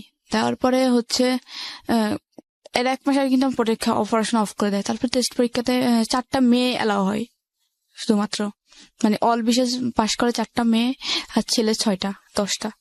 তো ওইখানে 4 জনের ভিতরে আমি 2 ছিলাম। তারপরে আম্মু খুশি হয়। তারপরে আমি বলে যে কিনা আমি মেয়েকে আমি পরীক্ষা দেওয়াবে, ও টাকা না দিলে আমি বাপের বাড়ি থেকে এনে দেওয়াবো। তারপরে আমার ফাইনাল পরীক্ষার জন্য ফর্ম ফিল আপের জন্য টাকা দিবে না, তোর মেয়ে কিভাবে পড়বে আমি জানি না, টাকা পয়সা আমি দেবো না। আমি বলেছি কি সারা বছর তো দাও না, এখন তো একটু টাকা বেশি লাগতেছে, ফর্ম ফিল আপ ওটা একটু দাও, সারা বছর তো মেয়েটার বেতন লাগে নাই, কোনো কিছু লাগে নাই।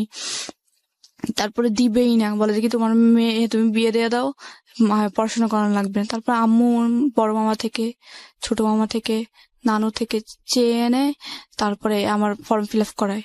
ফর্ম ফিল আপ করা, তারপরে পরীক্ষার জন্য আমি প্রস্তুতি নিই, তারপর ফাইনাল পরীক্ষা দিই। তো যখন ফাইনাল পরীক্ষার প্রথম দিন সব আমি আবার পরীক্ষার সময় সবাই আম্মুকে, জেঠি, চাচি সবাইকে পা ধরে সালাম করে যেতাম। আম্মু শিক্ষা দিয়েছিল সবসময় যে কারোর সাথে এখন প্রথম ইন্ট্রোডিউসে সালাম দিবা, অনেক বেশি মুরব্বি হলে পা ধরে সালাম করবা, পরীক্ষার সময় পা ধরে সালাম করবা। তারপরে পরীক্ষার সময় আমি ভাইয়াকে সালাম করতে চাই, ভাইয়ার রুমে পরীক্ষার ফার্স্ট দিন, যে ভাইয়া পরীক্ষা দিতে, ভাইয়ার সাথে সাথে আমাকে দেখেই কম্বল নিয়ে মুখ ঢাকে ফেলে। তখন শীতকাল ছিল, ফেব্রুয়ারি মাসে। পছন্দ করতেন আপনাকে? আমি তারপরে সালাম দিতে গেলাম যে ভাইয়া পরীক্ষা দিতে যাচ্ছি আমি। তারপর ভাইয়া মুখ ঢাকা অবস্থা ভাইয়া বলি যে ভাইয়া আমি পরীক্ষা দিতে যাচ্ছি, দোয়া করেন। তারপর পরীক্ষা দিতে যাই, যাওয়ার পরে পরীক্ষা দিই কন্টিনিউ। পরীক্ষাটা ওইভাবে কেউ নিয়ে যেত না, তখন আম্মুর কাছে টাকা ছিল না। আম্মু কি করে, স্কুল থেকে একটা বাস করে যে এখান থেকে প্রায় অনেক ছেলে মেয়ে একসাথে একই বাসে যাবে আসবে, পরীক্ষার হলে নিয়ে দিয়ে আসবে আবার নিয়ে আসবে একটা বাস। তো আমি ওই বাসে দিয়েছে, কারণ ওই বাসে খরচ কম, এই জন্য কেন। তারপর এইভাবে যাই। আমার খারাপ লাগতো যে পরীক্ষা কেন সবার মা আসতেছে, কারো বাবা আসতেছে, কারো ভাই আসতেছে, কখনো আমার কেউ আসে না। একদিন আমার ক্লাসমেটদের, আমার বান্ধবীদের এক একজন যাইতো, কিন্তু আমার কেউই আসতো না। তারপরে একদিন নিরু আসে, আমি যখন ওরা বললাম যে আমার খারাপ লাগে, তারপর ও ঢাকা থেকে যখন কেমন দিয়ে যায়, তারপরে তখন আবার ও যায় কেন্দ্রতে। আচ্ছা, তারপরে পরীক্ষাটা দিই, পরীক্ষার রেজাল্ট আসে, রেজাল্ট তো ভালো হয় না, 4.60 আসে। তারপরে আমি ভাইয়ারে বলি যে ভাইয়া আমি পাশ করছি। আমি বলো যে কি তুমি ভাইয়ারে বলো যে ভাইয়া আমি পাশ করছি। আমি বলি বড় ভাইয়ারে যে ভাইয়া আমি পাশ করছি। ভাইয়া বলে যে কি হ্যাঁ শুনছি, ব্যাস, আর কোনো কিছু না। তারপরে আমার খুব খারাপ লাগে যে আমি আমাদের এলাকার মধ্যে ভালো করছি। আমার আগে 2টা মেয়ে ছিল শুধুমাত্র, একটা প্লাস পাইছে আর একটা হচ্ছে 4.83 পাইছে। ওই তারপর আমি ছিলাম তৃতীয়। তারপরে আমার খারাপ লাগে যে আম্মু খুশি, অনেকেই খুশি। আমার ভাই চাচাতো বোনও কিন্তু ভালো রেজাল্ট করে, 3.23 পায়। তারপরে এত ভালো রেজাল্টের পরও ভাইয়া একটু মোটামুটি ভালো গ্রামের জন্য, ভাইয়া একটু বললো না যে ভালো করছি, সামনে আর ভালো করি। তারপরে আবার বিয়ের জন্য চাপ দেয়। তারপর আমি হচ্ছে কি দেখি যে কি আমার কষ্টকে বিয়ে করবে না, আমি আম্মুকে বলে যে আম্মু সরকারি কলেজে। তা আমরা যে সরকারি কলেজ হচ্ছে জেলা শহরে, তুই এখান থেকে যাবি কিভাবে, আসা যাওয়ার খরচ। বুঝলাম যে কোনো খরচ হবে না, কিন্তু আসা যাওয়ার খরচ, যাতায়াত ভাড়া কোত্থেকে দেবো।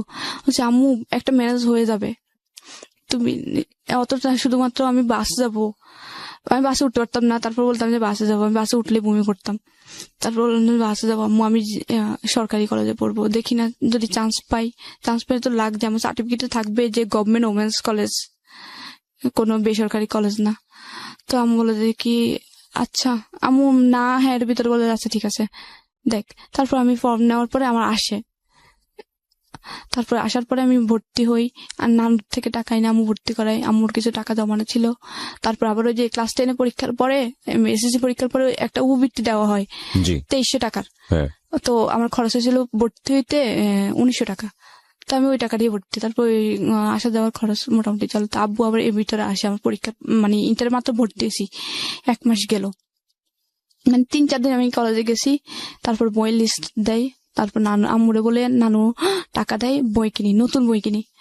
আব্বু হঠাৎ করে আইসে কয়েকদিন পরে বলে যে কি মেয়ে বিয়ে দিয়ে দেবো। আমি বলে যে কি মেয়ে মাত্র ভর্তি হলো সরকারি কলেজে, মেয়ে পড়তে দাও। তারপরে কি করে একটা ছেলে আসে দেখতে হঠাৎ করে একদিন। আবার আমি টিউশনই করতাম, ফাঁকে ফাঁকে টিউশনই করতাম, একটা 9-এর মেয়ে পড়াতাম। তারপরে হচ্ছে কি আব্বু একটা ছেলে পাঠায় আমাকে দেখার জন্য। তো আমি যেভাবে ছিলাম ওই অবস্থায় ছেলেটা দেখে, ছেলেটা পছন্দ করে।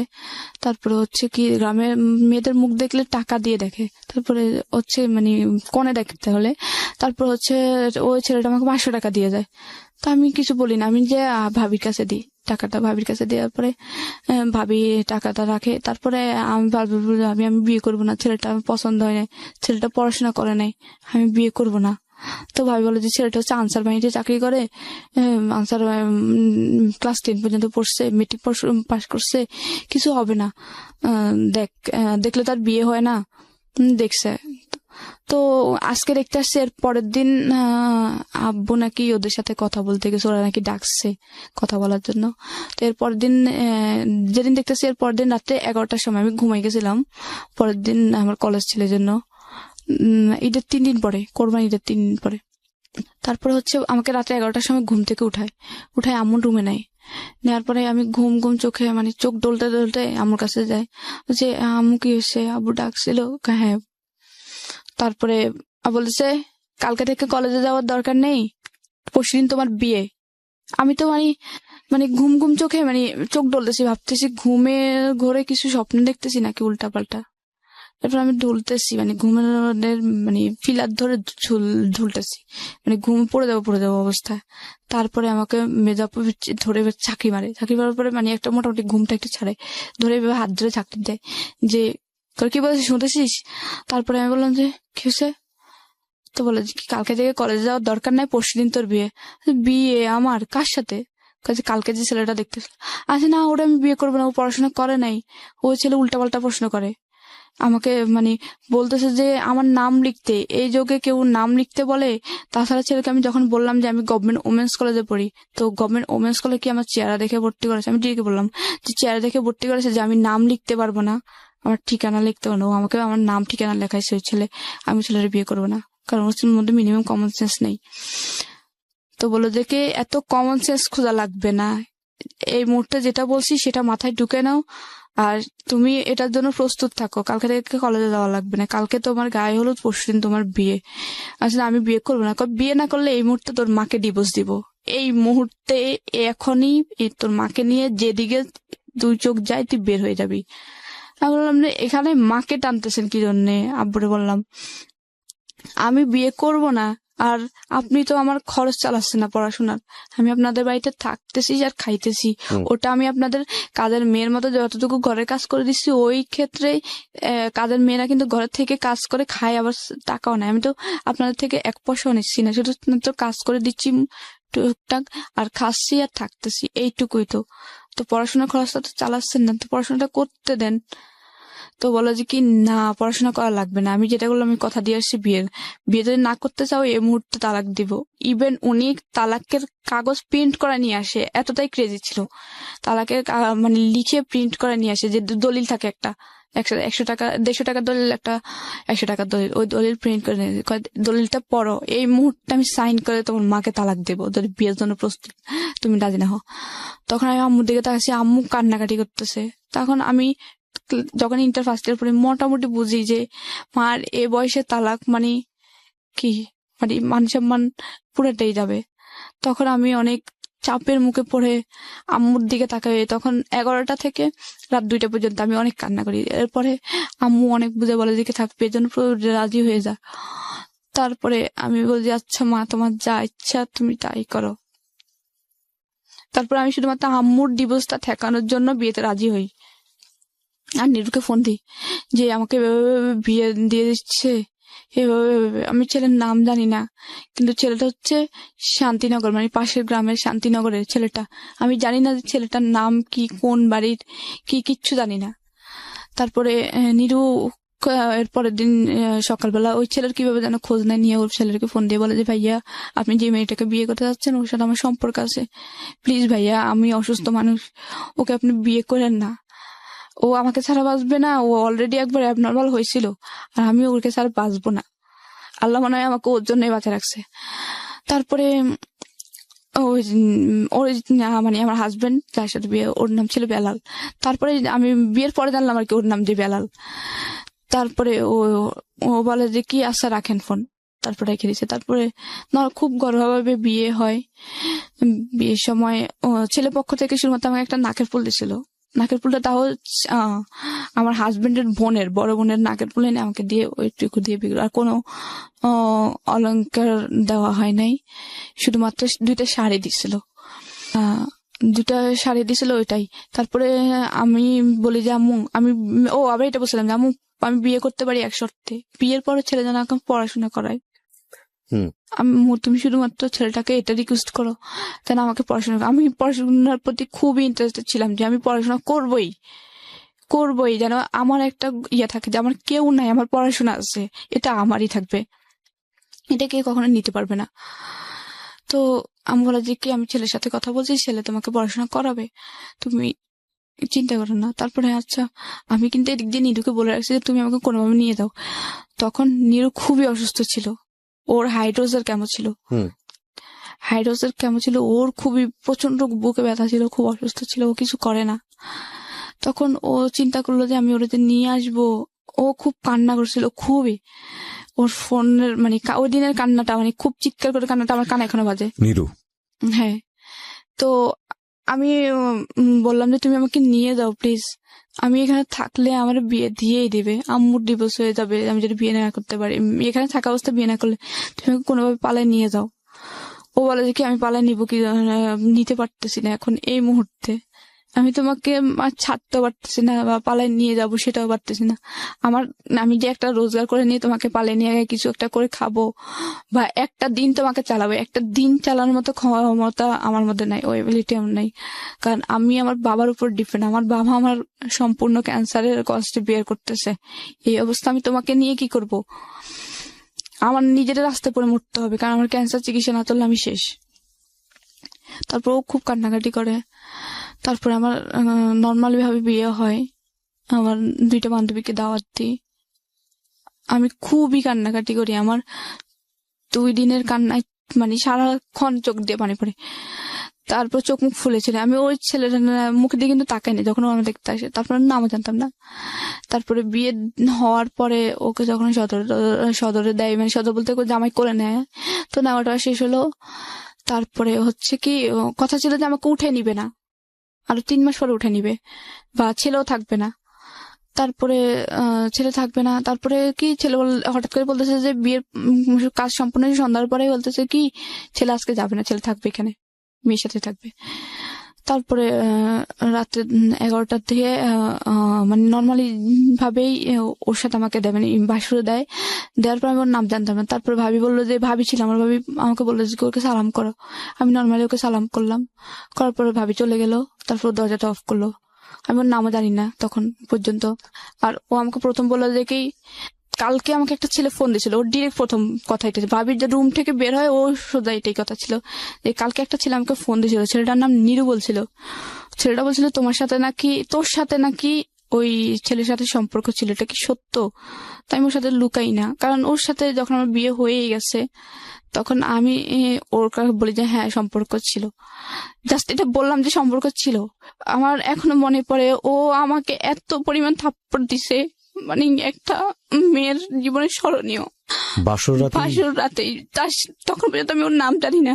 ওর সাথে আমার প্রথম কথা এটাই ছিল, ওর সাথে আমার বলা প্রথম কথা এটাই যে হ্যাঁ ছিল হাজবেন্ড ওয়াইফ।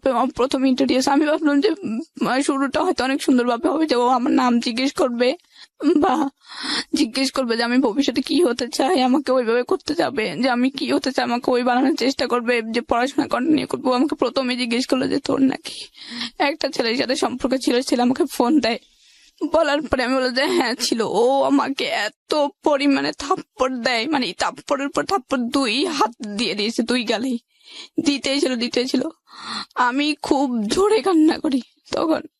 করার পরে ও আমাকে বালিশ চাপাটিয়ে মুখের মধ্যে বালিশ চাপাটিয়ে ধরে বলে যে গলার সাউন্ড যেন রুম থেকে বের হয়ে না যায়। আমি খুব কান্না করতেছিলাম, কিন্তু আমার ওই পাশের রুম থেকে আমি এত জোরে কান্না করতেছিলাম, থাপ্পড়ের আওয়াজ কিন্তু শোনা যাচ্ছিল, আমার ভাবি শুনতেছিল। শোনার পরে মানে ওর সাথে আমার প্রথম মিটেই খুব খারাপ একটা ধারণা আমার মধ্যে জেগে যায়, যে ও আমার প্রথম শব্দতেই থাপ্পড়, আমার প্রথম একটা কথায় আমি ওর তো সত্য বলছিলাম। কারণ আমি যদি ওর মিথ্যে বলি হয়তো ও পরে শুনলে আমাকে অবিশ্বাস করবে যে আমার কাছে লুকাইছিস কেন। এই জন্য আমি সত্যটা বলার পরে আমি ছাপটা মেরে ফেলে নিঃশ্বাস নিয়ে তারপরে বললাম যে আমাকে সত্য বলাটা অপরাধ ছিল। তারপর আমাকে মানে জোর করে ফিজিক্যাল রিলেশনে জোড়ায়, আর ওটাতে আমার কোনোভাবে ইচ্ছে ছিল, কারণ ও প্রথম অবস্থায় থাপ্পড় মানে এটাতে আমার কোনো ইচ্ছে ছিল না। কারণ আমার তখনই ওর মধ্যে যে ওর প্রথম মিটে যে আমাকে থাপ্পড় মারতে পারে, ওর প্রতি আর কি ধারণা জন্মাবে, আমার ওটাতে কোনোভাবে ইচ্ছে ছিল না যে ওর সাথে আমার ধরনের কোনো কিছু হোক। তারপর ও জোর করে ফিজিক্যাল রিলেশন হওয়ার পরে সকালবেলা যখন ঘুম থেকে উঠার পরে আমার অবস্থা খুবই খারাপ, খুবই। ও আমার এমন অবস্থা করছিল, মানে আমার ভাবি, তারপর আমার আম্মু মানে ভাবি লজ্জায় আর কি, যে বলবে যে কালকে বিয়ে হয়েছে আজকে হসপিটালে অ্যাডমিট করতেছে, লজ্জায় আর ভর্তি করে না হসপিটালে। ও আমার এমন অবস্থা করছিল। তারপরে আমি হাঁটতে পারতেছিলাম না। তারপরে আমার ভাবি আমাকে কি করে, আমাদের পাশের বাড়ির আরেকটা ছেলে দিয়ে ভাবি এমনিতে ফার্মেসি থেকে পেইন কিলার এনে খাওয়ায়। তারপরে ভাবি ওকে ডাকে কিছু নাস্তা করার, সকালে নাস্তা হয়, নাস্তা করার পরে ভাবি ডাকে, বলেছে কি ভাই আপনি মানুষ, প্রথম মিটে ওরে আপনি এত মারা হাসছেন, তারপরে এমন অবস্থা, আপনি কি মানুষ নাকি? জীবনের কি বউ পাইতেন না? ও তো আপনারই, আপনি কি ওকে একদিনের জন্য পাইছেন যে একদিনের জন্যই ইয়ে করে মেরে ফেললাম বাস শেষ? ও তো আপনার সারা জীবনেরই। আপনি ওর প্রথম অবস্থায় এমন অবস্থা করলেন, লজ্জায় তো কিছু বলতে পারতেছি না, কিছু করতে পারতেছি না। এরপরে ও তখন নিচের দিকে তাকায় থাকে। তারপর আম্মু বলে যে দেখো আমার মেয়েটারে আমি 7 মাস বয়সে পাই, ও আবার আমার এটা জেনে বিয়ে করে যে আমি দত্তক নেওয়া। আমি ওরা অনেক কষ্টে মানুষ করছি, অনেক কষ্টে এই পর্যন্ত আনাইছি। ওর খুব ইচ্ছা পড়াশোনা করা, তুমি প্লিজ ওর পড়াশোনা করে। তারপর বললো যে আচ্ছা ঠিক আছে করাবো। ও আবার আম্মুকে একটু রেসপেক্ট করতো, আব্বুকে রেসপেক্ট করতো।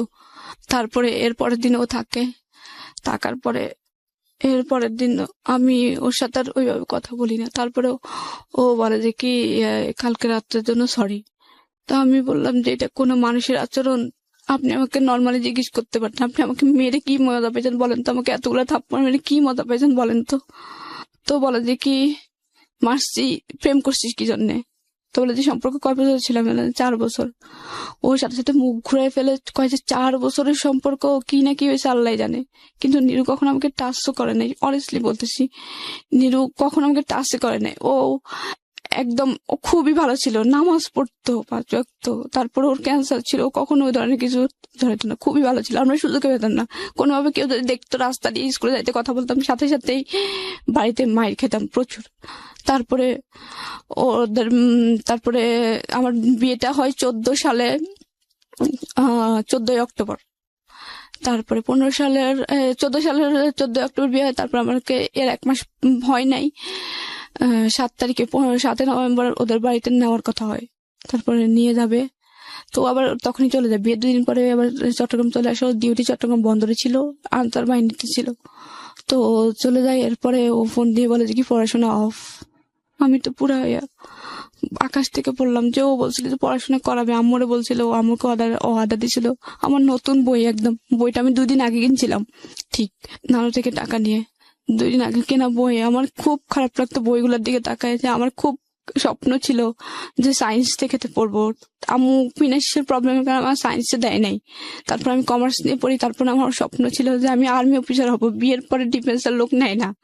তারপরে আমার খুব ইচ্ছা ছিল, খুবই ইচ্ছা ছিল যে আমি এমন কিছু। তারপরে ভাবলাম যে তারপর আমি পড়াশোনাটা কন্টিনিউ করব, তারপর আমি কিছু একটা করব। তারপর আমার পড়াশোনাটা অফ করে দেয়। অফ করার পরে আমার ফোনে বলে যে কেউ পড়াশোনা অফ, আমাকে ফোন টোন দেয় না, আম্মুর ফোন দিয়ে কথা বলতাম। তারপরে হচ্ছে কি ওদের বাড়িতে নিয়ে যায়। নিয়ে যাওয়ার পরে আমি কিন্তু কখনো ধান সিদ্ধ করি নাই। আমাদের ধান সিদ্ধ করতাম, আমাদের ধান হয়তো অনেক বাড়িতে, কিন্তু ধানগুলো বিক্রি করে দিত, বিক্রি করে দিয়ে চাল কিনে আনতো। তারপর ওদের বাড়িতে যাওয়ার পরে ওর হচ্ছে 3 ভাই, ও হচ্ছে সবার ছোট। ওর মা বাবা খুবই বৃদ্ধ ছিল। তো আমি ওদের বাড়িতে যাওয়ার পরে আমি নিয়ে নিলাম যে আমার তো ওরাই ফ্যামিলি। তারপর আমি ওর সাথে কিন্তু আমার ভালো আন্ডারস্ট্যান্ডিং ছিল না, আমার কষ্ট কোনো কিছু আমি ওর সাথে শেয়ার করতাম না, কারণ আমাকে কথায় কথায় মারতো, খারাপ ব্যবহার করতো, বলতো যে তোর বয়ফ্রেন্ডের সাথে কি না কি হয়েছে, ওই সেই বাজে কথা বলতো। আমি কখনোই আমার কোনো আনন্দ, কোনো কষ্ট ওর সাথে শেয়ার করতাম না। আচ্ছা, খুব স্বাভাবিক সেটা। হ্যাঁ, কারণ ওর প্রথম দিনে ওর মাইকটা আমার মনে আছে, ও প্রথম দিনে ওর প্রতি আমার খারাপ ধারণা, একটা ঘৃণা। তারপরে ওদের বাড়িতে যখন নিয়ে যায়, যখন প্রথম দিন যায়, প্রথম দিনের পর থেকে কোনোদিন আমার শ্বশুর শাশুড়ির একটা কাপড় কেউ ধুইতে দিতে পারে না, আমি ধুইছিলাম সব সময় যতদিন ছিলাম। আমরা সংসার জীবন ছিল অনলি 6 মাসের। তো যখন আমি ওদের বাড়িতে যাই, তখন এত পরিমাণ কাজ আমার উপর চাপাই দিছে, এত পরিমাণ। আমি জীবনে এত কাজ করছি, এত কাজ, একা একটা সংসার সামলানো। তারপর বড় যার হচ্ছে 5টা ছেলে মেয়ে, ছোট যার হচ্ছে 3টা ছেলে মেয়ে, 8টা ছেলে মেয়ে। সকালে উঠে ওদের 8 জনের জন্য রুটি, আমার শ্বশুর শাশুড়ির জন্য রুটি, এতগুলো রুটি বানাইতে আমি পড়ে যেতাম, বানাইতে আমার পুরো টায়ার্ড হয়ে যেতাম, কারণ খালি পেটে এত রুটি বানানো যায় না। সকালে ঘুম থেকে সেই ভোরবেলা উঠেই এত কাজ করার পরে যখন মানে একটু খাওয়ার টাইম হতো তখন মানে আমি খাবো সবার লাস্টে, তখন বলতো যে কেউ যদি এসে জিজ্ঞেস করতো যে বউ যে সকাল থেকে, ধর নতুন বউ অনেকে দেখতে আসতো, তখন বলতো যে কি বউ সকাল থেকে কাজ করতেছে, নাস্তা খাইছো? তো আমার শাশুড়ি বলতো যে সকাল থেকে এখনো কোনো কাজে হয় নাই, কাজ না করলে কি খিদা লাগে? সকাল থেকে উঠে ঘর ঝাড়ু দেওয়া, উঠান ঝাড়ু দেওয়া, গ্রামের পরিবেশ, তারপরে হচ্ছে প্লেট বাটি হাঁড়ি পাতিল এগুলো ধোয়া, তারপরে হচ্ছে সকালে যে ফ্রেশ পানি থাকে পানি উঠানো পুকুর থেকে, তারপরে হচ্ছে রুটি বানানো, না তারপরে ভাজি টাজি বানানো। এরপরে আমার শাশুড়ি বলতে যে সকাল থেকে এখনো কোনো কাজে হয় নাই, কাজ না করলে কি খিদা লাগে, এখনো খাওয়ার সময় হয় নাই। আমার মানে ওই জিনিসটা খারাপও লাগতো, আবার হাসিও পেতাম যে লাইক জোকার, যে কাজ না করলে নাকি খিদা লাগে না। তারপরে হচ্ছে সকাল থেকে এত কাজ হয়েছে, তারপর বলতেছে না এত খাওয়ার এত পরিমাণ কষ্ট দিয়েছে, মানে ছোট্ট একটা রুটি উনি রুটিটা ভাগ করে অর্ধেকটা দিতে আমার খুব খারাপ লাগে। কারণ যখন অনেক বেশি পরিশ্রম হয় তখন খাবারটা ডিপেন্ড করে, খাবারটা অনেক তাড়াতাড়ি একটু তাড়াতাড়ি খিদা লাগে, কিন্তু খাবারটা চাইতাম টাইম মতোই খাইতে বলতাম। আমার না দেওয়া ছাড়া আমার একটা ছোটবেলা থেকে অভ্যাস যে আমাকে কেউ বেড়ে না দিলে আমি নিজের হাত দিয়ে কোনো খাবার নিয়ে খাই না। ওই যখন তখন আমি নিজে থেকে আমার আম্মু শৃঙ্খলা শিখেছিল ওই বাড়িতে থাকা অবস্থায়। আমি বলতো যে কি তোমার ভাবি যখন বেড়ে দিবে তখন খাবা, বা আমি বেড়ে দিলে তারপরে খাবা, নিজের হাত দিয়ে খাবা না। তো ওই থেকে যখন ওই শ্বশুর বাড়িতে তখন আমার শাশুড়ি দেওয়া ছাড়া খেতাম। তো তারপর আমি সবকিছু রান্না করতাম। ধান সিদ্ধ করতে দেয়, অনেকগুলো ধান সিদ্ধ 27 মণ ধান সিদ্ধ করি একা একা, ধান অনেক দূরে মাঠে নিয়ে যেতাম, করতাম। তারপরে একদিন আবার শ্বশুর বাড়িতে প্রথম মাইর যেটা, তো প্রথম দিন হচ্ছে কি আমি আমার শ্বশুরকে দুপুরবেলা ডাকি যে আব্বা উঠেন, খেতে উঠেন। তারপর উনি উঠতেছেন, দেখে উঠেন না, খাবেন না। আমি এটা বললাম যে পরের বার আব্বা ডাকি নাই কেন, শুধুমাত্র এই ইস্যুটা যে পরের বারও কেন আমি আব্বা উঠেন না বলি নাই। প্রথম বললেন যে আব্বা উঠেন খাবেন না, তারপর বললো আব্বা উঠেন না খাবেন না। আব্বা উঠেন খাবেন না এটা বলছি, আব্বা বলি নাই কেন।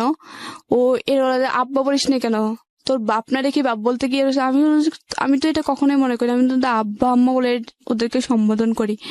এটা তো আমি ওনাকে এটা বলি না। আর সব কথাই কিন্তু বাবা বলা লাগে না, আমি যখন কাউকে ডাকি যে একবার নাম ধরলে হয়, সব জায়গায় নাম ধরতে হয়। ঠিক এটাও কিন্তু একটা নাম হিসেবে ব্যবহার হয় যে আব্বা উঠেন না, আব্বা খাবেন না, আব্বা আব্বা বলা লাগে, একবার আব্বা বললেই তো হয়।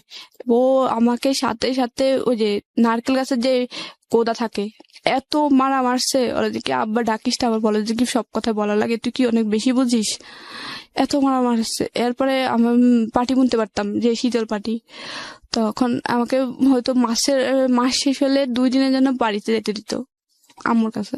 তো মাস শেষ হয়েছে, আমি বললাম যে কি বাড়িতে যাবো কালকে, যাবো কি? তো বলে যে কি আচ্ছা যাইস। তারপরে যখন আমার শাশুড়ি জিজ্ঞেস করলো তুমি কি পাটি বুনতে পারো, হ্যাঁ পারি, কিন্তু এমনিতে কারো থেকে শিখি নাই। বড় আপু পারতো, কিন্তু বড় আপু কখনো আমার শিখেতো না, উনি আমার সামনে বানাতো না। এমনিতে আমি দেখে দেখে পারি, যে পাটি বানানো শেষ হয়ে গেছে, পাটিটা টানা রাখছে, ওখান থেকে দেখে দেখে পারতাম, শিখে গেছি। ও বলার পরে সাথে সাথে ও পাটি বানানোর যে গাছ থাকে ওই গাছ কাটা শুরু করে দিয়েছে, যেন আমি বাড়িতে না যেতে পারি। তারপরে আমার বাড়িতে যেতে খুব বিয়ে করতো, কারণ এখানে আমি খুবই অত্যাচারিত হতাম, খুব মারতো। আর আমার শাশুড়ি খুব মিথ্যে কথা বলতো ওর কাছে। তারপরে পাটি বানানোর গাছ কাটে, তারপরে আর যাওয়া হয় না বাড়িতে। তারপরে ওগুলো চিলে টিলে শুকিয়ে টুকে পাটি বানাতাম। একটা পাটি বানাইতাম 5 আছে 6টা, একটা বানাইছে, আর একটা বানানো অর্ধেকটা বানাইছে। বানানোর পরে ও আমার শাশুড়ি প্রতিনিয়ত মিথ্যে কথা বলে, ও এই জন্যই আমার ওর চিটাগং থাকা অবস্থায় আমার সাথে খারাপ ব্যবহার করতো। তারপরে একদিন সন্ধ্যার সময় পাটি বুনতেছি, বোনার পরে মাগরিব আজান দিয়ে উঠে যেতাম যে আর নামাজ পড়তে হবে। তো মাগরিব আজান দিয়েছে, আমি উঠছি, তখনই ও ফোন দিছে। ফোন দেওয়ার পরে তখন আমি ফোন রিসিভ করে কথা বললাম। তারপরে কথা বলে ও বলেছে কি মার কাছে দাও, তো মার কাছে দিলাম। ওরা আমার সাথে কথা বলছে। তো আমি অনেকক্ষণ তো মানে নিচে বসেছিলাম, মাটিতে বসেছিলাম, তো পাথরে। এখন আমার কোমর ব্যথা করতেছে, একটু খাটে বসলাম, আমার শাশুড়ির খাটে। তো উনি নিচে বসে নামাজ পড়বে বলে বসে আছে তফসিলে। উনি নামাজের বিছনায় বলতেছে তোর বউ এখনো পর্যন্ত একটা পাতি মানে বিছনার একটা পাতা গাঁথে নাই, চিকন যে পাতা থাকে ওই পাতা একটাও গাঁথে নাই। ও সারাদিন একটা কাজও করে না, একটা পাতাও গাঁথে নেই। আমি মাত্র পাতা গেঁথে উঠলাম, মাত্র ও ফোন দেওয়ার পরে উঠলাম। মাগরিব আজান দিচ্ছে, এখন নামাজ পড়তে হবে, হাঁস মুরগি ঢুকাতে হবে, তারপর পানি টানি ঢুকাতে হবে, এজন্য। তো উনি এটা বললে, তারপর বললো যে ও মানে ফোনে একটু ভলিউম বড় ছিল, শোনা যাচ্ছিল যে ও কি বলতেছে। তারপর বলছে ও একটা কাজ করে না, কমপ্লেইন করেছে আপনার এগেইনস্টে? হ্যাঁ, কমপ্লেইন করার পরে তারপরে উনি যখন ফোনটা খাটের উপরে রাখবে, নিচে বসে নামাজ পড়তেছিল, নিচে থেকে ফোনটা উপরে রাখতে যে দেখা যায় আমি খাটের উপরে বসে আছি, আমি কিছু করে করে হাসতেছি ওনার দিকে তাকায় যে উনি মিথ্যে কথা বলতেছে। শাশুড়ি? হ্যাঁ, উনি আমাকে দেখে একটু থতমত খেয়ে যায় যে মিথ্যে বললো, নামাজের পার্টিতে বসে মিথ্যে বললো, একটু থতমত খেয়ে যায়। তখন দেখা যায় আমি ওনার দিকে তাকায় হাসতেছি, তখনই আমি মানে কেন জানি খুব হাসি আসলো যে উনি নামাজের পার্টিতে বসে মিথ্যে কথা বলতেছে, তাও আমি মাত্র উঠলাম পার্টি বানায়। একটা 5 হাতে 6 হাতে পার্টি বানতে অনেক সময় লাগে। পার্টি কি আপনারা বিক্রি করতেন? না, বিক্রি করতে বলতে কি, ওই তখন পার্টি ছিল না, খাটের মধ্যে বিছানা আমাদের নিজেরা ব্যবহার করার নিজের জন্য। ব্যবহার জন্য, আমার বড় ননসের জন্য, ছোট ননসের জন্য 2টা বানাইতে হবে, আর আমাদের জন্য। তো তখন উনি মিথ্যা কথা বলার পর আমি হাসলাম, উনি আমার দিকে তাকাই এবার হাসি দিল। হাসি দেওয়ার পরে তারপরে নামাজের পরে ও তো জানে আমি এখন নামাজ পড়বো, তো নামাজ পড়লাম, কাজটা শেষ করলাম, শেষ করার তারপরে পরে ও ফোন দিছে, আবার ফোন দিয়ে বলে যে কি তুই নাকি একটা কাজও করিস না, মা বসে বসে পার্টি বানায়। তারপরে আমি বললাম তোমার মা কি চোখে দেখে পার্টি বনবে? এটা বললাম, তোমার মা তো চোখে দেখে না, পার্টি বনবে কিভাবে? তাহলে একটা পার্টি যে বোনা হয়েছে ওটা কে বনছে বলো তো? আর একটা পার্টি যে অর্ধেকটা বানাইছে, 3 হাত বানানো হয়েছে, তাহলে ওটা কে বানাইছে বলো তো? তখনই আমার শাশুড়ি এসে আমার ফোন আমার হাত থেকে নিয়ে যাবে, বলে যে কি এই ছগলখোর দুইঞ্চা মানে যাতা বলতেছে। আমি বলছি ছগলখোর কাকে বলে আপনি জানেন? ছগলখোর তো আপনি করছেন, আমি করি নাই, আমি তোর কাছে কোনো মিথ্যে কথা বলি নাই, আপনি মিথ্যে কথা বলতেন। এখন ও আপনি ওর কাছে মিথ্যে কথা বললেন, আমি তো আপনাকে এটা বলি যে আপনি মিথ্যে কথা কেন বললেন? আমি শুধু এটা বললাম যে পার্টিটা যদি আমি না বনি তাহলে পার্টি একটা বানানো হয়েছে, 6 হাতে 5 হাতে পার্টি বনতে কি কম সময় লাগে? এই পার্টিটা বনেছে কে? আর এখন যে 3 হাতে একটা বানানো হয়েছে ওইটা বানাইছে কে? তারপরে আমি এইসব কিছু মনে করতাম না, জানতাম যে আমারই সংসার, আমাকে সবাই বলতো যে আমার সংসার তোমার সংসার তুমি তো করবে, তো আমি বলতাম যে আমার সংসার আমি করি। তারপরে করতাম, কিন্তু আমার সব সময় একটা আফসোস থাকতো, আমি মাঝে মাঝে যদি ওর একটু মাইন্ড ভালো হইতো তখন আমি বলতাম যে আমি পড়াশোনাটা করি, আমার ফার্স্ট ইয়ার ফাইনাল চলে আসছে, আমি কলেজে যাই, আমি পরীক্ষাটা দিই, সেকেন্ড ইয়ারে ভর্তি হব। ও বলতো যে কি না দরকার নেই, পড়াশোনা করা লাগবে না, পড়াশোনা করবা ছেলে মেয়ে হওয়ার পরে। তারপরে হচ্ছে কি ও চাইতে যে তাড়াতাড়ি বাচ্চা নিতে। আমি বললাম যে আম্মু, তখন আমার মানে স্বাস্থ্য আগে ভালো ছিল, তখন ওদের বাড়িতে এত কাজ করার পর আমার স্বাস্থ্য অনেক খারাপ হয়ে যায়, অনেক ওয়েট কমে যায়। করে দেওয়ার পর আম্মু বলে যে কি, ওরে বলে যে বাচ্চা নিও না, নিশি এখনো ছোট তো, ওর এখন মানে স্বাস্থ্য অবস্থা খুব খারাপ, বাচ্চা নিও না। তারপর বাচ্চা নেওয়ার চেষ্টা করে। তারপর ও সবসময় সন্দেহ করতো কি আমি নিরুকে ফোন দিই, কিন্তু আমি নিরু কখনো ফোন দিতাম না। তারপরে হচ্ছে আমি চিন্তা করি যে এভাবে লাইফ চলে না, কারণ আমি মোটামুটি পড়াশোনা করছি, আমি চাই না যে অন্যদের মতো এরকম আমার লাইফটা কাটুক, যে সারা জীবন যন্ত্রণা, ছোট থেকে কিন্তু যন্ত্রণা ভোগ করে আসছি, চাই না যেরকম। তারপরে আমি আমার ফোন দিয়ে ফেসবুকে ঢুকতাম, মাঝে মাঝে আমার আইডি ছিল, তো আসলে একটা আপুর সাথে যোগাযোগ, আপুরে বলার পরে আপু বলে যে কি তুমি চলে আসো, এভাবে লাইফ চাই না, তোমার সারা জীবন এভাবে কাটতে হবে।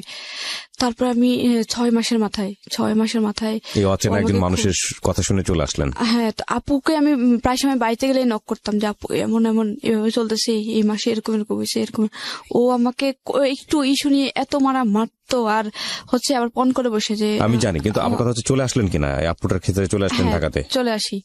তারপর হচ্ছে ও 3 লাখ টাকা চাই, দুবাই যাবে, ও আনসার চাকরি করবে না। তারপর বলে যে 3 লাখ টাকা চলে আসার পরে আপুর কাছে থাকলেন কত সালে চলে আসলেন? তারপর 2015 সালের এপ্রিলে চলে আসি, এপ্রিল 26 তারিখে। তারপর আপু বলে যে কি তুমি ঢাকায় চলে আসো, কোনোভাবে টিকিটটা নিয়ে তুমি চলে আসো, আমি একটা তোমার কাজের ব্যবস্থা করে দেয় দেব। শেষ পর্যন্ত কাজের ব্যবস্থা? হ্যাঁ, তারপরে আমি ওনার কথা মতো কাউকে না বলে চলে আসি। হ্যাঁ, কারণ মাত্র যে এটা আমি বাড়িতে জানাইতাম, ভাইয়েরা মানে সবাই জানতো আপনি পালিয়ে গেছেন বাড়ি থেকে? হ্যাঁ, বলতে আম্মুরে বলে গেছে যে আম্মু আমি চলে যাচ্ছি। আম্মু বলতো যে কই যাচ্ছে, আমি জানি না, কিন্তু আমি আর সহ্য করতে পারতেছি না। আপনাদের কি ডিভোর্স হয়েছে? হ্যাঁ হয়েছে। কে ডিভোর্স দিয়েছে? ডিভোর্স তো আমি দিয়েছি। আপনি দিয়েছেন?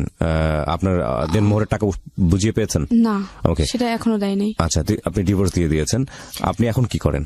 এখন হচ্ছে আমি ডিগ্রি ফার্স্ট ইয়ারে পড়তেছি, আবার পড়াশোনা শুরু করেছেন? আমি ওই যে ওখান থেকে যখন চলে আসি তখন আমি অনেক কষ্ট করে ঢাকায় চলে আসি। চলে আসার পরে আমি একটা মিরপুর 14 নম্বরে কচুকাতার এখানে একটা সমিতিতে জব নিয়ে, আপু জব নিয়ে দেয়, তারপর ওখানে জব করতে থাকি। তারপর সেকেন্ড ইয়ারে ভর্তি শেষ টেস্ট পরীক্ষার কয়েকদিন আগে আমি মানে ইন্টারেস্ট ফাইনালের টেস্ট পরীক্ষার 4 দিন আগে আমি অনেক কষ্টে মানে প্রিন্সিপালের দরজায় তারপর আমি জানি আপনি অনেক কষ্ট করেছেন, কিন্তু একটা কথা হচ্ছে যে এই তারপর আপুটা আবার- আপনাকে কেন হেল্প করে? আপুটা এর নিঃস্বার্থে হেল্প করে, যে এত কষ্ট মানুষের, ও আপুটার A to Z মানে ছোট থেকে সবকিছু বলছি আচ্ছা, প্রায় সময় চ্যাটিং এ। এই আপুর সঙ্গে আপনি এখন আছেন?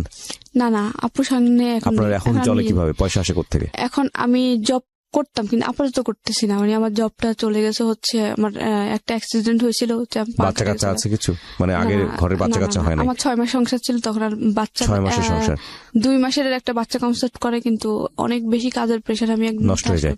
পড়ে আপনার গেছে। ভবিষ্যৎ পরিকল্পনা কি, আপনি কি করবেন? আমার ভবিষ্যৎ পরিকল্পনা হচ্ছে কি, আমি পড়াশোনা তো এখন কন্টিনিউ করতেছি, তারপর হচ্ছে কি আমার কষ্ট আমি এখন নিজে নিজে বিয়ে করতে জানি, যদি আমি এখন চাকরিটা করতেছি না, চাকরি খুঁজতেছি, পড়াশোনাটা কমপ্লিট করবো, মাস্টার্স কমপ্লিট করব, তারপর বিসিএস দেওয়ার চেষ্টা করব, তারপরে একটা গভর্নমেন্ট জব করব।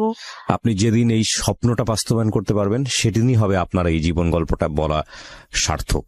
আজ পর্যন্ত শুধু এটা একটা স্ট্রাগল গল্প, এবং এই জায়গাটা থেকে অনেক মেয়েই এই ধরনের স্ট্রাগল বাংলাদেশে করেন। সেই অর্থে জীবন গল্পে এটা তেমন কোনো গল্প না, যদি আমি নক করার জায়গা থেকে বলি। কিন্তু যদি আপনি সত্যি সত্যি বিসিএস অফিসার হতে পারেন, যদি আপনি সত্যি নিজের পায়ে দাঁড়াতে পারেন, তাহলে আমরা আপনাকে উদাহরণ হিসেবে দাঁড় করিয়ে বলতে পারবো লাখ লাখ মানুষকে যে এই মেয়েটি পেরেছে, সুতরাং আপনাদেরও পারা উচিত। প্রিয় শ্রোতা, আমরা শেষ করছি আজকের এই জীবন গল্প। আগামী বুধবার আমি আরজি কিপ্রি আবারও ফিরে আসবো। আর সবসময় একটা কথা বলি, প্রতিটি জীবনই আসলে সম্ভাবনাময়, প্রতিটি জীবনের প্রতি আমাদের রেসপেক্ট থাকুক, কোনো মানুষকেই যেন আমরা অবজ্ঞা না করি, নিজের সমস্যাটাকেই যেন সবচেয়ে বড় সমস্যা করে না দেখি, কারণ আপনি যে সমস্যার মধ্যে আছেন তার থেকেও হয়তো বড় সমস্যায় আরো একজন আছে। সুতরাং মানুষের পাশে গিয়ে যেন দাঁড়াই, অন্যের আনন্দে যেন আনন্দিত হই, অন্যের দুঃখে যেন দুঃখিত হই। সবসময় মনে রাখবেন, প্রতিটি মানুষই ভুল করে, প্রতিটি মানুষই ভালো করে। সুতরাং ভুল ত্রুটির ঊর্ধ্বে নয় মানুষ, এবং মানুষকে যেন সেই প্রাপ্য সম্মানটা আমরা দেই। অনেক ভালো